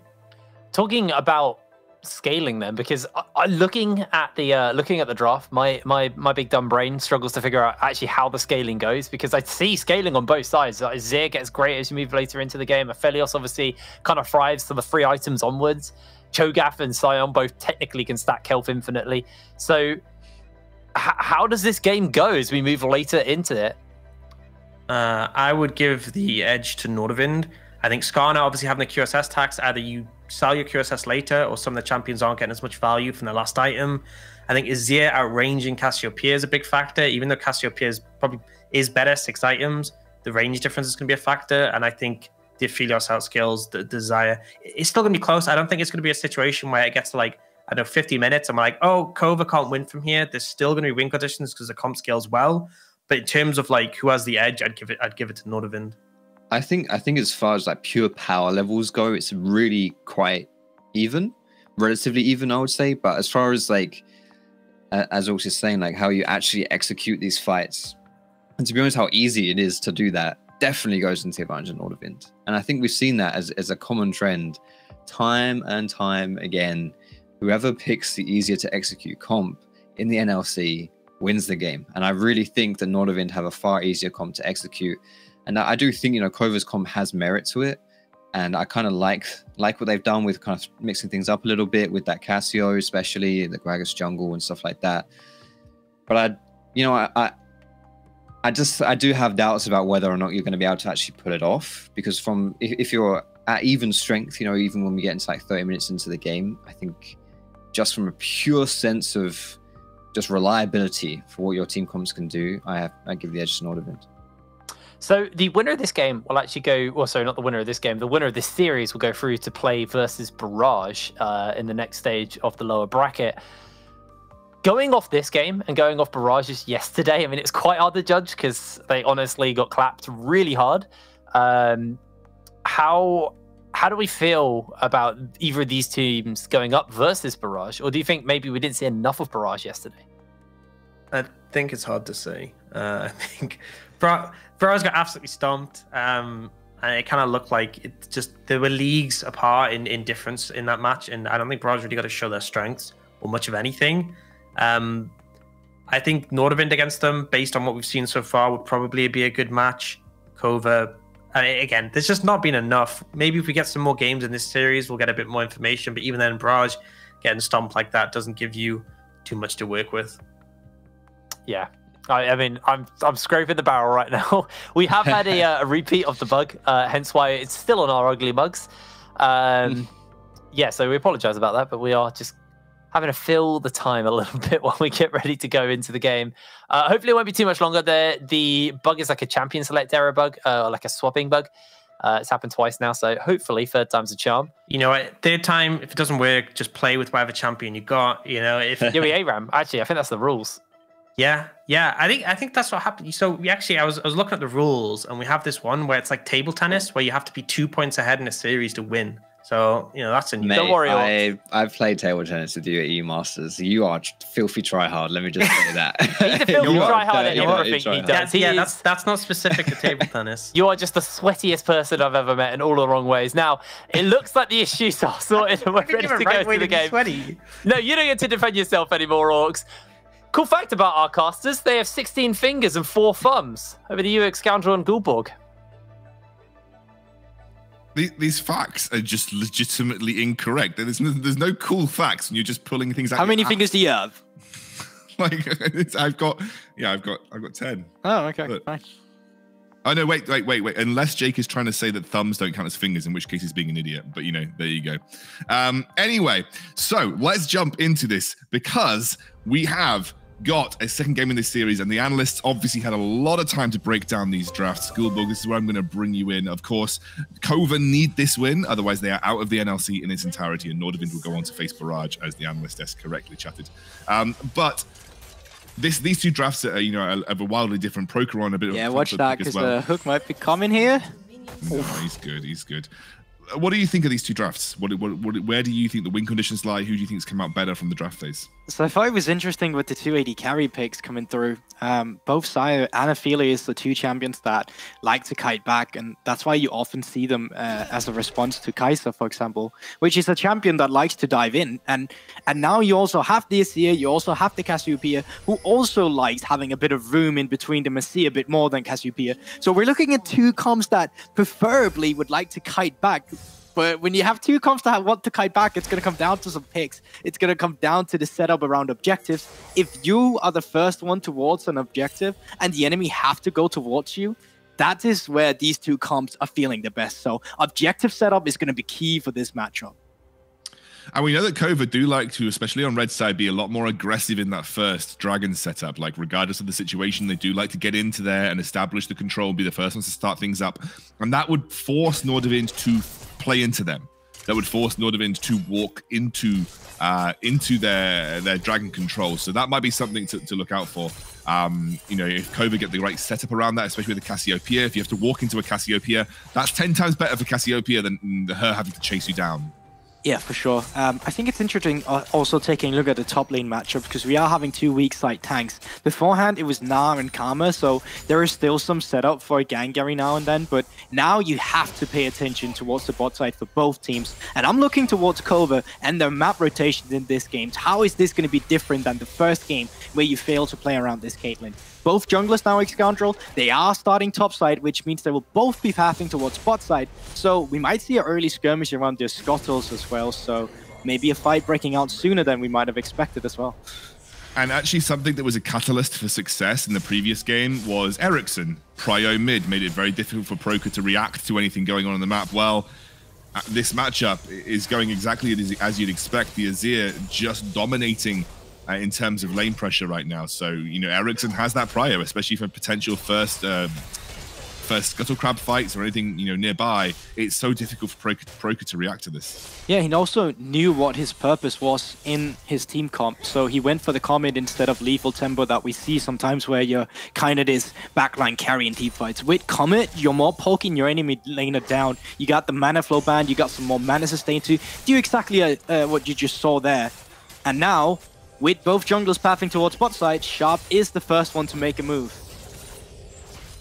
He is. He's a little low on HP, but they're starting to regenerate up fairly nicely. Chrisberg and Touch have now taken a more aggressive posture in the laning phase. Prio kind of sitting in their favor now as they shove this in, and obviously we know that Ericsson is positioned towards that bot river side to ensure that Proker can't react. This should be bot side scuttle secured for Sharp.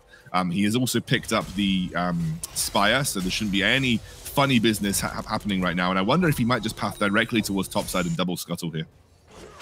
Yeah, the thing is with that he is skipping out on his Crocs camps, which means that they will be level 1 still, and now Outlandish actually went down here without vision. Oh, that's rough. Touch has to flash immediately. Chrisberg has got a pretty strong combination right now, though, so he was happy to go in and just use the sustain to allow him to be a bit more aggressive in that trade, but it is a flash burn right now. He will lose out on that second scuttle. The wolves will respawn afterwards as well. The Krugs, maybe he can think about it later. Dragon spawning in 30 seconds time. So let's keep our eye on who chooses to set up around this first dragon. Yeah, what I also want to pay attention to is that both top laners, of course, started topside, which means that their top lane camps are going to spawn first. So that means they're going to be pathing back towards this bot side. And I want to see summoner spells being down, being punished. Touch, no flash. Tiara, no flash. Obviously, Tiara is harder to punish. Ragas has a better gank setup, pre-6 than Skana does. So I want to see Kova get back down here in this bot lane, set up to try and get a pick onto Touch, and then afterwards see if you can get a pick onto Drake with a man advantage. You're going to see Chrisberg and Touch back now, I imagine, to try and at least get something relevant for this first dragon fight. I imagine that I think Ericsson has already backed, actually. The teleport is on cooldown, so he's going to remain in this mid lane, continue to shove Proker. That's just too much damage for Proker to deal with in this mid lane right now. Ericsson is in complete control, although what I would say is that actually Proker has kept up with CS, you know, been able to CS very comfortably while being shoved in. It is an Infernal Dragon spawning up, so won't be Infernal Soul on the card this game round. No one has yet taken any kind of formative approach to just getting in there and getting vision control, but Touch is now going to look to rotate with Sharp, and I imagine they will start to try and put some vision control around this dragon. Yeah, so it's going to be a battle for Prior now. Nordavind is always going to have the upper hand around this mid lane, because Ericsson, you know, he is just there with the priority, but resets has come through from Kova as well, and Call Hammer finished for Snurmy. Only boots for the side of Chrisberg, but they're just starting up this Drake. They have all the priority they need. Mid lane pushed in, bot lane pushed in. This should just be free for Nordavind. Yeah, and also, as we mentioned before, a little bit harder for Kova to go into a fight when the Cassiopeia is not already rooted in the position that she's trying to defend. This is a good start for Nordavind. And now I imagine they look to play around a Rift Herald or look to play around something else in terms of global objectives in the future. They have picked up that first Drake. That Soul Timer is starting to spawn up. And I think Chrisberg and Touch, they're not going to push much further than this. Oh, and I say that. Are you going to get baited? No, they're not going to get baited, surely. They got the vision around to back it up. They also know that Sharp is on the Croc camp, so he will be ready to come down and go in for a counter gang if it was needed. I kind of want to see if Nordavind decides to go for this Rift Herald. I want to see Kova make a proper decision. Like, if we are fighting for the Rift Herald, let's actually go in there and fight for it. But if we're just going to rotate up towards top lane with our bot lane not to fight it, I would much rather just see them have Snurmy positioned down in the bot lane, try to get some solo XP, potentially some solo plating as well, as you trade for the Rift Herald. Because you can't do what you did last game. You're just going to lose out on the fights with Nordavind. Of course, now Ericsson continuing to pressure out this mid lane. Scaling still, I think the scaling is still relatively even between these two teams. You have an Aphelios that scales well. I think, you know, even though he doesn't have lethal tempo, he still scaled relatively well as an Azir. Though I'm going to say Kerberos going to be a bit careful here. Gets ulted by Tati, and Outlandish will knock him back. Lots of damage coming down onto Kerberos. He surely will drop. He's buying some time. Good flash, brilliant flash from Kerberos to buy him the time to get out of that as the pull the Skarner back into, and the first blood comes through for Sharp on that Skarner. Gragas got caught out by Chain CC there, and that was a really lovely turnaround from the Nordavind top lane duo. Yeah, it was, but once again, I would love these resources being put towards the bot side for Outlandish. He had the flash, they still knew that flash was down himself, and going up to get a gank in on your Sion, yeah, it's a kill going over, but with all, even if you go for this play, like, Ericsson is still going to be moving up. Like, you see him towards the minimap coming in here towards the end of the play, but if it had not been Sharp there, it was just going to be Ericsson, because you don't have that mid lane prio, and that's something that Ericsson has been really good at this series. I mean, we say good at, but it's just the state of the matchup, really, right? Yeah, it's just a tough matchup for the Cassiopeia at this stage in the game, obviously. Is there any point where it starts to turn back in favor of Cassiopeia? You know, any point where she does start to get some prio over Ericsson? I think it's going to be a tough call, actually, because if Ericsson is playing it well around the ground, he's always going to be ahead. Like, there are some ways you can cheat the matchup with the Flash Cassiopeia ult, but even then there is still outplay potential for the Azir, so it's definitely going to be tough. I think the idea behind the Cassio was that we know it's comfort for Broker. We've seen it on it before. When other team comes win for this backline dive in. And you also have a Skarner on the enemy team, so whenever Skarner run in, just put that miasma down and start kiting back. So I think that was kind of the thought process they had going into the Cassiopeia pick as well. I guess there's going to come a point in the game where Kova will have to force Nordavind to them. Like, they will, just a little cheeky stop at the back for Chrisberg, but there will definitely come a point in the game where Nordavind will force Kova will force Nordavind to have to check them or jump into them. Looks like Tiara going for it. Flashes onto the turret. Chrisberg is there. Sharp now coming through. With that Hex Flash, he's going to drag Tiara back, and Tiara will get punished for this dive on Chrisberg. It was a very, very bold dive to happen. I'm not sure he's going to get away, though, as the ultimate comes through from Snurmy to buy some time. I think Snurmy's going to be forced to flash too. Outlandish coming down. Yeah, Outlandish is coming, but it is low HP bars. I think he's there mostly to protect. Whew. And a good counter gang coming in from the side of Sharp. It just feels like in this series, he's always been at the right place at the right time. I think Chrisberg was baiting it on purpose as well. You know, he was showing up towards that bush, just saying, all right, you want to flash on me? Try and go for it. He was ready with his own flash and Hex Flash in the bush from Sharp. Josh secured the ultimate down, but couldn't actually finish him. So an even trade with summoner spells burned from both sides, and I think that might benefit Kova just because, yeah, you traded 80 flashes from the side of Tiara and Snurmy, but Tiara has a disengaging ultimate, while Chrisberg, that is just E-engage. So it's going to come down to touch to keep Chrisberg safe now with a Lantern, or else he's just going to be doomed if they get backline access. Well, it looks like they're going to go straight for this Rift Herald. Chrisberg is going to be given solo experience and solo gold on the bottom side of the map. No one in position to punish him as of yet. And Nordavind are kind of starting that neutral objective train again.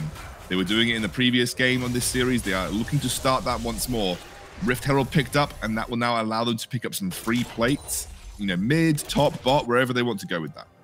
But with that, they are going to have a bit of a slower reset towards this Drake. Sharp, haven't backed, and bot lane just came through from the side of Snurmy, so I think they're just going to get this Drake. So yeah, they trade Rift Herald, but I think there was better ways if you are Nordavind to do this. I still think you could have gotten away by setting up for the Drake and then afterwards having priority around this Herald, but I think Kova is just happy with that, to be fair. Yeah, it delays the soul, obviously. It means that you're going to have to wait yet another dragon for the soul to become a relevant, win condition in this game. But is that, like, who does that benefit? Like, because both of these teams have the scaling, right? So who do you think that benefits overall? So, yes, it's probably going to benefit the side of Nordavind in terms of they have the Azir, which I think is going to have more value in terms of these two team compositions, because there's not a lot of backline access. I think from Kova, the only backline access you have is going to be the Rakan with a flash body slam for the side of Atlantish. And from the side of Nordavind, it's literally, oh, let's try to run into them and see if we can get it, unless you decide to throw Ericsson in there. So I think just Azir is going to have a lot of value, but I also think it is going to come down to objective setup, as I talked about earlier, because if you are the team that get these Drake stackings, you are going to have a way better advantage towards team composition, because the enemy team at some point, they will have to contest for that soul. When you have stacked it up to 3 Drakes, they will have to go for it.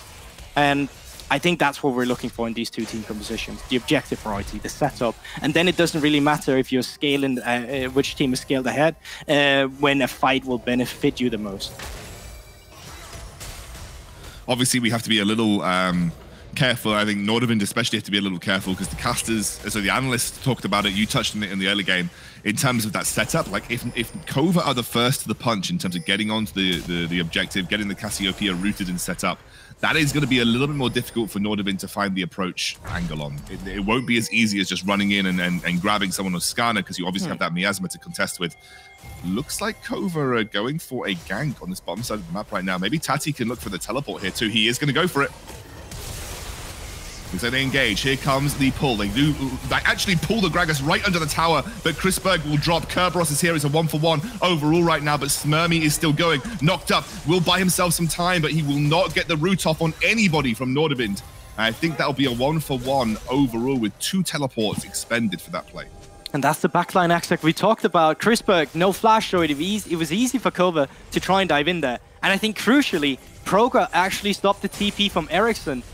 Tried to get in under the tower, so he traded some XP for that, which also means that this Rift Herald will most likely be going down the mid lane, but still a cute play coming out from Proga to secure a fight for them. So Kova definitely not backing out after these exchanges, ex-Scoundrel. They're still looking good. They're still in a strong position. They're playing classic Kova as well, which is they don't ever let off the pedal. They're just going in and in and in, looking for these cheesy engages, coming through the enemy red side jungle to find that bot lane gank. This is just classic Kova in a nutshell. They'll always look for these opportunities, and Chrisberg has been under pressure this game. He's 20 CS down on the Xayah. We haven't really even touched on that, and is starting to lag behind a little bit in terms of gold. Only 500 right now, but these kind of things can snowball one way or the other. The guy who popped off in terms of the previous game is having a lot more pressure put on his shoulders in this second game of the series. Yeah, and you know what? I take a look at the gold in the mid lane, ex-Scoundrel, and we talked about Ericsson was having a lot of pressure priority, but they're completely even in gold. Like, there's only 11 gold separating them. That's not a lot, and that's really well played by Proga considering the matchup he's been in.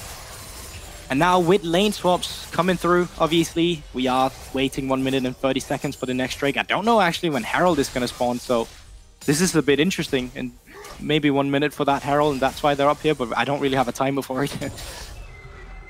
I think, yeah, it won't spawn until after 14 minutes for sure. So maybe it is around that time where they can maybe go for the second Rift Herald with a bit of gusto, because obviously they want to go. I think they want to drop that mid, you know, pick up that first mid lane turret with the sort of the Herald combo that you can pull off essentially. Might be the play that Nordavind are looking for. But yeah, here you kind of see it. So they went up towards this top side. I think it was just to pick up the CS because both top laners have TP'd in, and then they're going back towards this bot side now with Drake spawning in less than 40 seconds. And now, Xscoundrel, it's going to be a battle for priority again. Which team can get the priority, which team can get the vision, and which team can be first on the objective to take a favoring fight. And actually something else that is worth mentioning is the QSS tax is coming through already. You can see the Cassiopeia has picked up Quicksilver. She's also got Liandry's. So Quicksilver and Liandry's have been finished for Proka. This is actually a relatively big spike for this next dragon fight because it makes her safe, but also her damage output will start to amp up pretty significantly.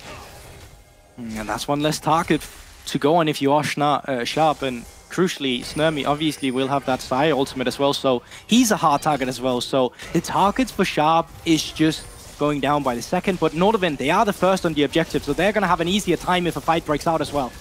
Yeah, Tati's looking for the flank play here, and this is going to be the engage coming through as Tati jumps in. It will be the secure from Kerberos, and he will be dragged out to safety. Ericsson will jump over the wall as the shutdown comes through for Cassiopeia. They did give up their jungler for this second Drake of the game, but Rift Herald is spawning, and that looks exactly where Kova are going. Yeah, exactly, and it was secured by Kerberos. He was ready to nom it. A shutdown going over to the side of Proka is just great for you, because he's essentially, if you can keep the priority through a mid laner like Cassiopeia and you can be the first on the objective, it's going to be really good for you. But I actually thought this fight, it was a bit split up from the side of Nordavind. One side of the team wanted to secure the Drake with Kerberos here. Sharp going forward all alone, and he's just getting picked up. And when this just happens with 3 on the other side and 1 in Ericsson in the pit, fight is just over. But for some reason, they're still ready to get the Rift Herald on spawn. Reset came late from Kova, and that means that Nordavind will be the first one on towards this next objective. So they're just keeping this stacking going for them. Yeah, probably. I mean, I guess it didn't spawn in time for Outlandish to be able to secure it quickly enough, but it will be given over to Nordavind now. So Nordavind will have that Herald, probably looking to drop it mid. I mean, we still don't have a first turret of the game at 17 minutes in. It has been a relatively slow affair between these two teams. They have both got scaling elements on either side, though. So, you know, we are looking at 2 teams that I think would be happy to take this later on into the game, where it's going to become about like mechanical team fight execution. But honestly, the way that Kova play together as a team, I think their team fights in the late game have always been pretty solid. They have Proka on the Cassiopeia, who is the queen of zone control when it comes to late game team fights. I favor Kova, honestly. I think I do. I don't know if Aphelios is going to be enough for Nordavind to actually get the edge over Kova in some of these later game team fights, because Skarner is basically going to be a walking ward in the late game. Just given all the... yeah, sorry, I didn't mean to interrupt, but I actually had the same thought process after draft was finished, but after all the analysts that said the opposite, I didn't feel like voicing my opinion. No, it's okay. I think this is a close call. Like, I actually do think this is a bit of a close call. I think what Orc said is actually really, really important, in the sense that obviously there's going to be a big range disadvantage for you, especially with Proka and the Cassiopeia. You know, Azir always creates this awkward situation when there's a range differential, but I just feel like Kerb and Sharp are going to be sitting there doing nothing a lot of the time with a good miasma, and it's going to be difficult for you to actually have an impact as a Skarner in the late game. So I genuinely think this is quite close. Here we go. The engage comes through straight onto Skarner, knocked under turret as he drops the Rift Herald. Sharp trying to buy some time. Flash is good flash over the wall here as he tries to get out of this engage, and the charge comes through. Now I think Proka will be able to stop him. I think Kerberos was also going toe-to-toe with Tati right now. Sharp's just on the great escape. I don't know if there's going to be a happy ending for him, though. Outlanders should be there to stop him from getting any further out of this engage. And I think it's good to put the kill to Outlandish, though. You don't want to give it over to Proka. No, definitely not. And I mean, I thought it was remarkable he was even getting that far after what I thought for sure was going to be a dead Scorpion there. But Drake stackings, and obviously, as you said, the zone control that you bring with Cassiopeia is still going to be something to take into account in topside. I think Kerberos could just be dead here. I mean, I'm not sure about this teleport, honestly. Maybe it gets cancelled. Gets cancelled. Did Ericsson cancel that himself? I guess it's because Tiara showed himself and he didn't want to lose that bot lane turret potentially. Yeah, you can't cancel TPs anymore, Scoundrel. So that was yeah, stopped. sorry, yeah, that was stopped. Yeah. I actually think they should have let that go through. I thought that could be a pretty good position for them if they just let Ericsson back, and they would have been able to take the bot side turret. So I think it's a bit of a mistake actually stopping that that TP from Ericsson. So yeah. Great for Ericsson to obviously intentionally making the enemy stop his TP there. I mean, they are going to get the top lane turret out of this now as well. So Nordavind's still in an okay spot this game, but the gold lead is still negligible. Like these teams are neck and neck right now at this stage. Now, this is for me a little bit of a risky play. I didn't think they were going to commit. Maybe they were thinking about it because of the position of Outlandish and Proka with no TP, but. You can see that neither team is completely sure on what they want to do at this stage in the game. No, and with the reset just coming through, Scoundrel, both AD carries actually picked up their second item. So Runan's Hurricane has come through from Chrisberg now. And Snurmy with that, finally a mythic item with the Gale Force coming through. So that's going to be some combos as well with you creating space between yourself and the enemy. I'm looking at Sharp and I'm like, how are you going to get into these fights? It must feel so awkward being him right now. Are they legit just like doing Baron with Chrisberg and Kerberos? They're not checking it. Oh no, it's Ericsson. It's Ericsson and Kerberos. I mean, Sharp's just trying to bait them. Sharp's just saying, Sharp's playing a pretty good game here. He's basically just like threatening. That's going to be a Q over the wall, but it's too late. That is a snuck Baron. They're going to land Tiara's hook, and Nordavind somehow get away with murder around the Baron pit. Snurmy now going to be forced away from the mid lane. And I mean, I don't know. How did Nordavind get away with that? Oh, I think you were just too tunneled on the Drake there. You were like, oh, we can just have mid prio. I don't know what they're doing right now. Where are they? So they just sent Proka towards the Drake, and that Baron should have been in mind. Like, there is... Oh, it's one of those plays where you're thinking there's no way the enemy team is doing this, so we won't even consider that they're doing it. And that's how they get away with it. Ericsson has popped that turret, will keep him safe for the time being. Won't get stopped by Outlandish, and that was a very risky push from Ericsson. Could have gone awfully wrong, but did have the turret to keep himself at least a little safe from that. Okay, so what are we going to see with this Baron? Like, we could possibly see that they are going to move their bot lane, as we see already now, towards this mid lane, and then start trying to opening up the rest of the map. So bot lane turret will be the first one.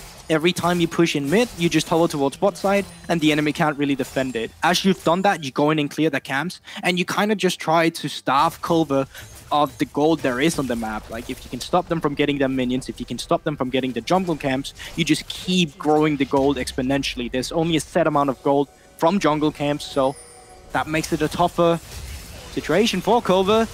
You mentioned Tiara was going to be a key target. He just gets nommed by Kerberos, and that's another kill for Nordavind. Tiara has been picked off twice in the last 3 minutes, and that has allowed Nordavind to get onto this mid lane tier 2. Yeah, 2 minutes ago, Scoundrel, this game looked even. It does not look even anymore. With the Baron bus coming through, 2 mid lane turrets were opened up, bot lane turret would open up, jungle camps taken away, Tiara taken away.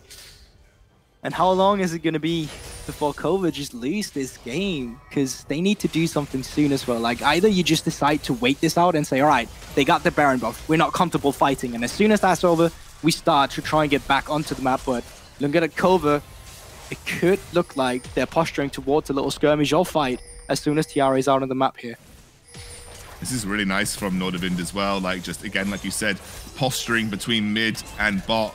And as soon as Kova react to bot, you go mid, and Chrisberg got a huge amount of damage on that inhibitor turret. I think Kova are done with this. They go straight onto Kerberos for the engage. Ericsson backs away. It is just the giant void monster, the target. But I actually think Nordavind just take this. They just go for inhibitor turret, surely. They should do, and they will get the first turret here. I don't know if they can get the inhibitor, if that's going to be an overextension, but Chrisberg at the same time knocking down this tier 2 turret, so they're getting a lot on the map for the trade-off. Oh, he gets the lantern and gets pulled out. Tiara doesn't get the knock-up, and Chrisberg has gone for that tier 2 on the top side of the map.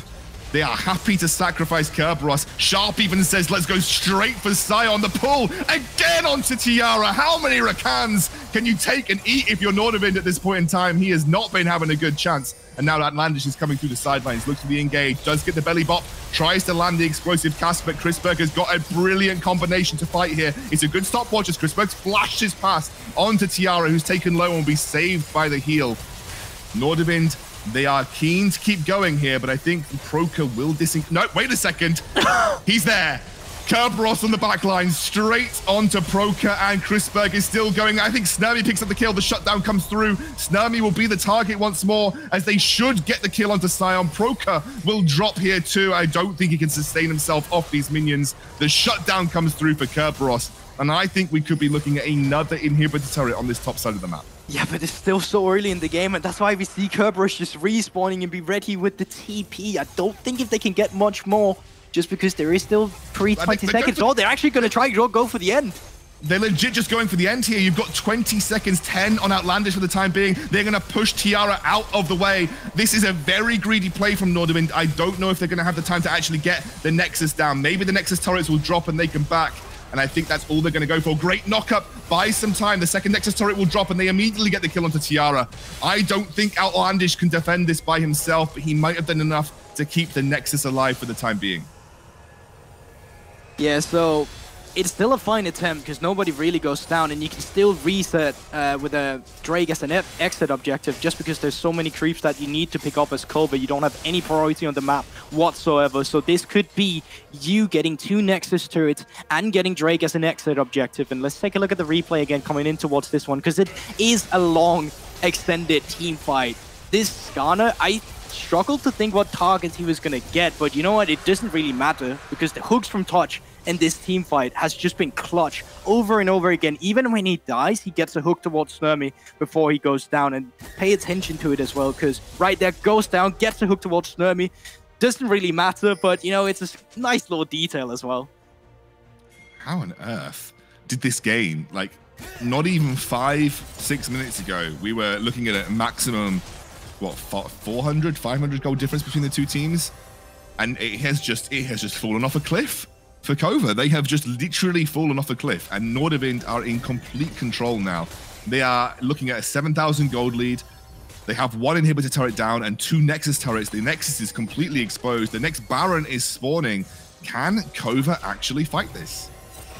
I mean, they have to, even if they can or not, because if another Baron goes down to the side of Nordavind, there is nothing stopping them from just going down and attack your exposed Nexus. So you need to get a pick somewhere. Chrisberg still no flash, so that's the guy you're looking for in these team fights. But meanwhile, this is happening. They're still on the Baron.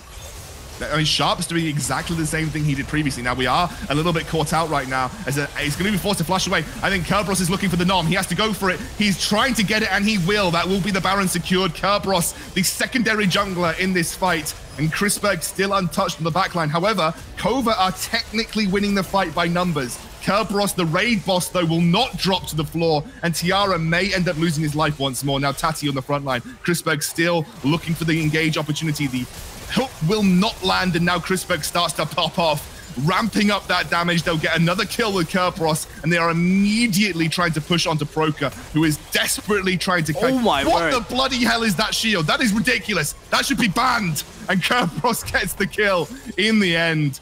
Chrisberg and Kerberos, the last 2 remaining, but they have the Baron to work with too. And usually Cast is known for being this tank killer that loves kiting back, but it just felt like they couldn't deal with Kerberos at all, and it feels a bit obnoxious when you just see the Skarner not even being around the Baron, but Kerberos is there with the Nom.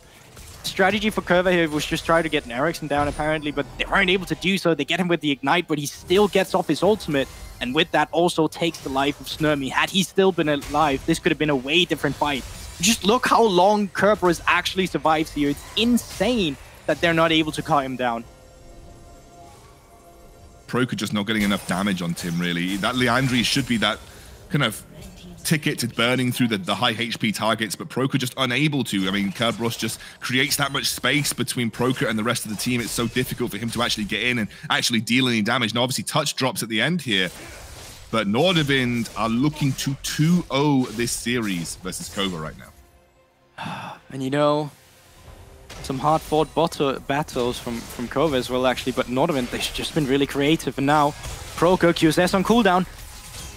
QSS on cooldown, but has a ultimate to keep himself safe. Looks like the raid boss Kerberos on the sidelines just looking for another opportunity to get into this fight.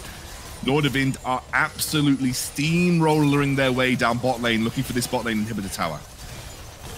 Not much to do about it, but you'll have to go for the final stand in a bit. And there we go, Tattooey going in. Tati looking for the engage, but Chrisberg untouched. Tiara taken down so low, the ultimate lands, and now Tati forced to the back. That's 1 kill for Chrisberg, 2 for Kerberos, and suddenly Kova are dropping like flies in their own base. Surely Nordavind take inhibitors and potentially the series. Snurmy just runs it down. He's done with this game. The Nexus exposed, the hook is there, the QSS in time, but it is in vain. Nordavind will take a 2-0 win over Kova and meet Barrage in the next round of the lower bracket. But man, like, honestly, all praises toward Nordavind. We had our questions in terms of consistency, and we always said that any team could really take a game off them. It didn't feel like that today at all. But with that being said as well, props to Kova, man. Like, we didn't have any expectations to this team coming up from Telia Masters, and I think they did a great job at improving. I think they proved to me that new players does still have potential in NLC. Like, you got loads to play for, you got loads to improve on, you got loads to prove, and I think Kova did that. Like, if this team stick together, I think they can potentially still become a great contester in terms of taking games of teams like Nordavind that are kind of solidifying themselves in our league at this point. I think, look, Nordavind stepped up this series. I think they needed to. I think they needed to really establish themselves again as a top team in our league, and that definitely looked clean from them. The cleanest I think I've seen them play all season.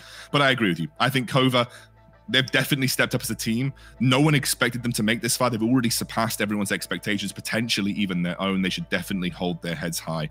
But it is indeed Nordavind who we need to celebrate. They will then go on to face Barrage in our second lower bracket elimination match. Of course, Kova will exit here. As we said, it's do or die for these teams right now. All of the series today, if you lose, you are out of the competition. But Nordavind do live for another day. We're going to go to a quick break. When we're back, Hitbrain will be back with the boys to break down the game, but also a cheeky little interview with someone from Nordavind.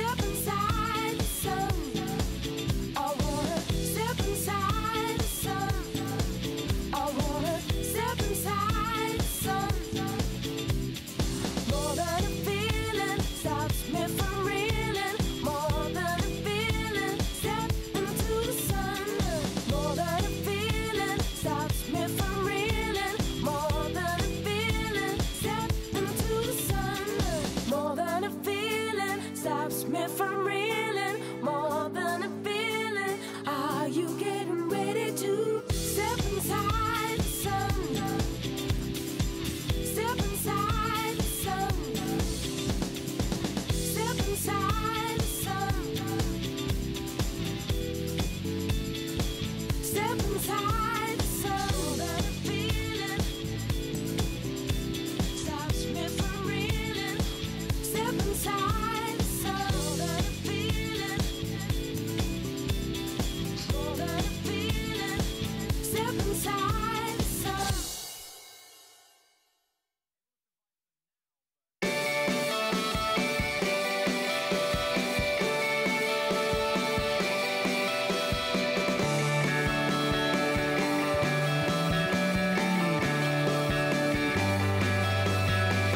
Taking turns on the swing of life is the name of the game. You can borrow anything you want, bring it back, stay on track.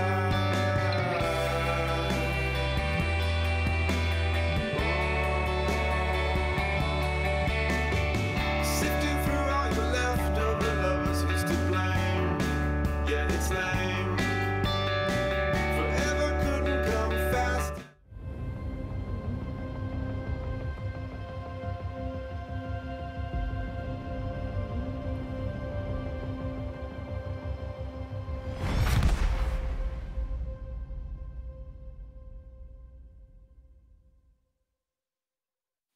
Hello, ladies and gentlemen. Welcome back to the NLC, the home of producers that know how to count. We're getting ready to break down a 2-0 victory for Nordavind.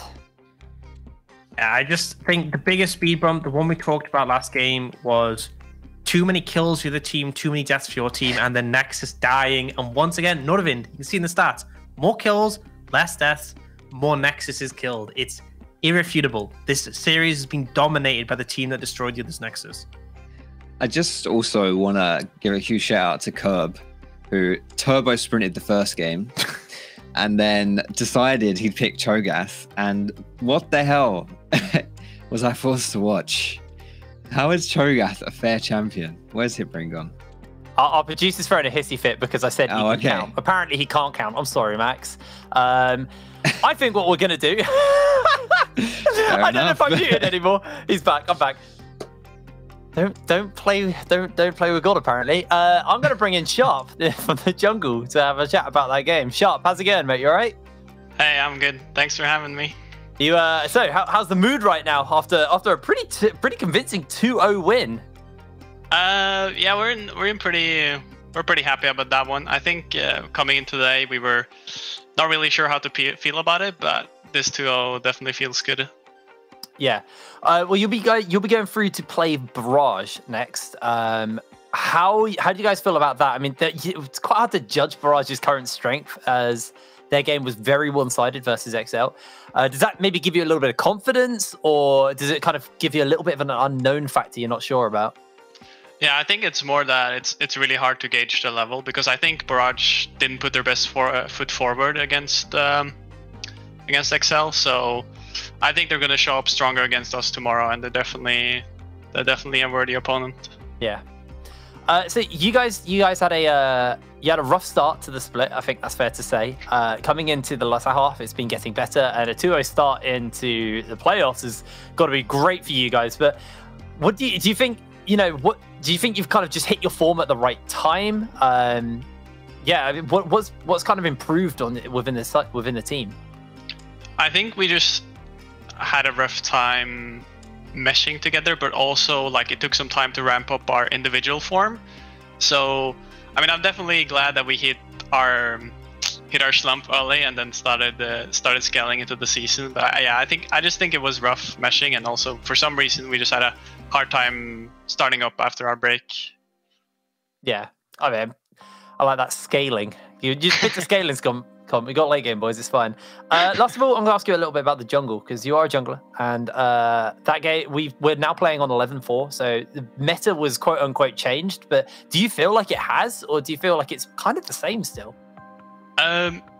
So my initial impression with 11.4 changes, the XP changes, was that it's gonna revert back to how it was last year, but it doesn't feel like anything's changed at all. I think it opens up for more junglers because you're not as reliant on being able to like just clear to the jungle really fast. But it still feels that it's kind of the same. Like all the same champions are being picked. Like these champions like Lila Udyr that just one shot the jungle, and if you can't keep up with that, then it's gonna be rough no matter what champion you're playing. Well, congratulations on the win, Sharp. Good luck versus Barrage in your upcoming match, and hopefully we'll speak to you again soon, all right? All right, thank you. See you later. All right, time for me to bring the Chuckle Brothers back in. To me. I think that's a compliment. Yeah, I would. Aren't they They like are Northern national heroes, treasures, the those Chuckle two. Brothers? Yeah. Legit. What were you saying, Foxy? I didn't hear a word you said there. I said something about, you know what, it doesn't matter. Let's move on. I've Let's got a drawing move on. board for you. Foxy. Shall we do that? Yeah? Yeah, let's Can I get do you that? scribbling. Yeah. Come on, let's All see right. what you got. Get me scribbling. Let's go. All right. The play that I've chosen for you lovely people today is the very first brawn of the game for Nordavind. Nordavind were not in any sort of advantage, as you can see right here. I should probably scribble a little bit, shouldn't I? That makes me more professional. Look at this, 33.9, 33.9. I am no mathematician, but that's a relatively close goal total. And yet Nordavind was still able to sneak away this Baron. I just want to show you how they managed to do that, because this is really, really cheeky, and if it works against pro teams who have far more coordination than solo queue players do, then it'll absolutely work in your games and ranked at home as well. So the most important thing is vision denial. As you can see for Nordavind, they've got this pink ward down here, and look at it. Yeah, it's dark, mate. It's dark as heck here for Kova. And the second thing that's really important is the Skarner boy that's moving around. You can see my cursor here. Here he is. He's wobbling around the rift right here. Now, the fact that you can see the enemy jungler really lulls you into a false sense of security that Baron isn't being taken. Because who takes a neutral objective without their jungler? Well, Nordavind do. They've got a tank for it. They've got consistent DPS for it. Icing on the cake being Cho'Gath able to nom that down as well. It's a really, really sneaky play. And as I say, it was very equal up until that point, and that restarted Nordavind snowball and their success in this series. Yeah, it was honestly a very convincing 2-0 from Nordavind. And I feel like, we finally get seen versus Barrage. Maybe we're going to see a bit of a relative power judge from both of these teams, because I think Nordavind had a very convincing win. Barrage had a very convincing loss. So I'm not actually sure where these two teams kind of match up. So I'm excited to see how they both match up versus each other. But obviously that's now in the past. We're now moving on to our second series, which is going to be Team Singularity versus Granite. Orcs, talk to me about this matchup. Honestly, I feel like this to me, on paper, I feel like this was going to be the more one-sided matchup. Obviously, having seen what happened between Nordavind and Kova, that may well be wrong in comparison. But I think Singularity, when they've been playing teams who are lower than them in the standings, they've looked pretty clean. They've looked crisp. They've controlled the game. They set up the plays well. They play the map effectively. And it looks really one-sided. And I kind of expect that here against Granite. Granite have had good moments. They've had times where they've shined, but they really did fall flat a bit towards the end of the split. So I could be proven wrong. This is what my expectations are, but hopefully Granite are bringing their A game and have brought something new and fresh, because they needed to challenge Singularity here.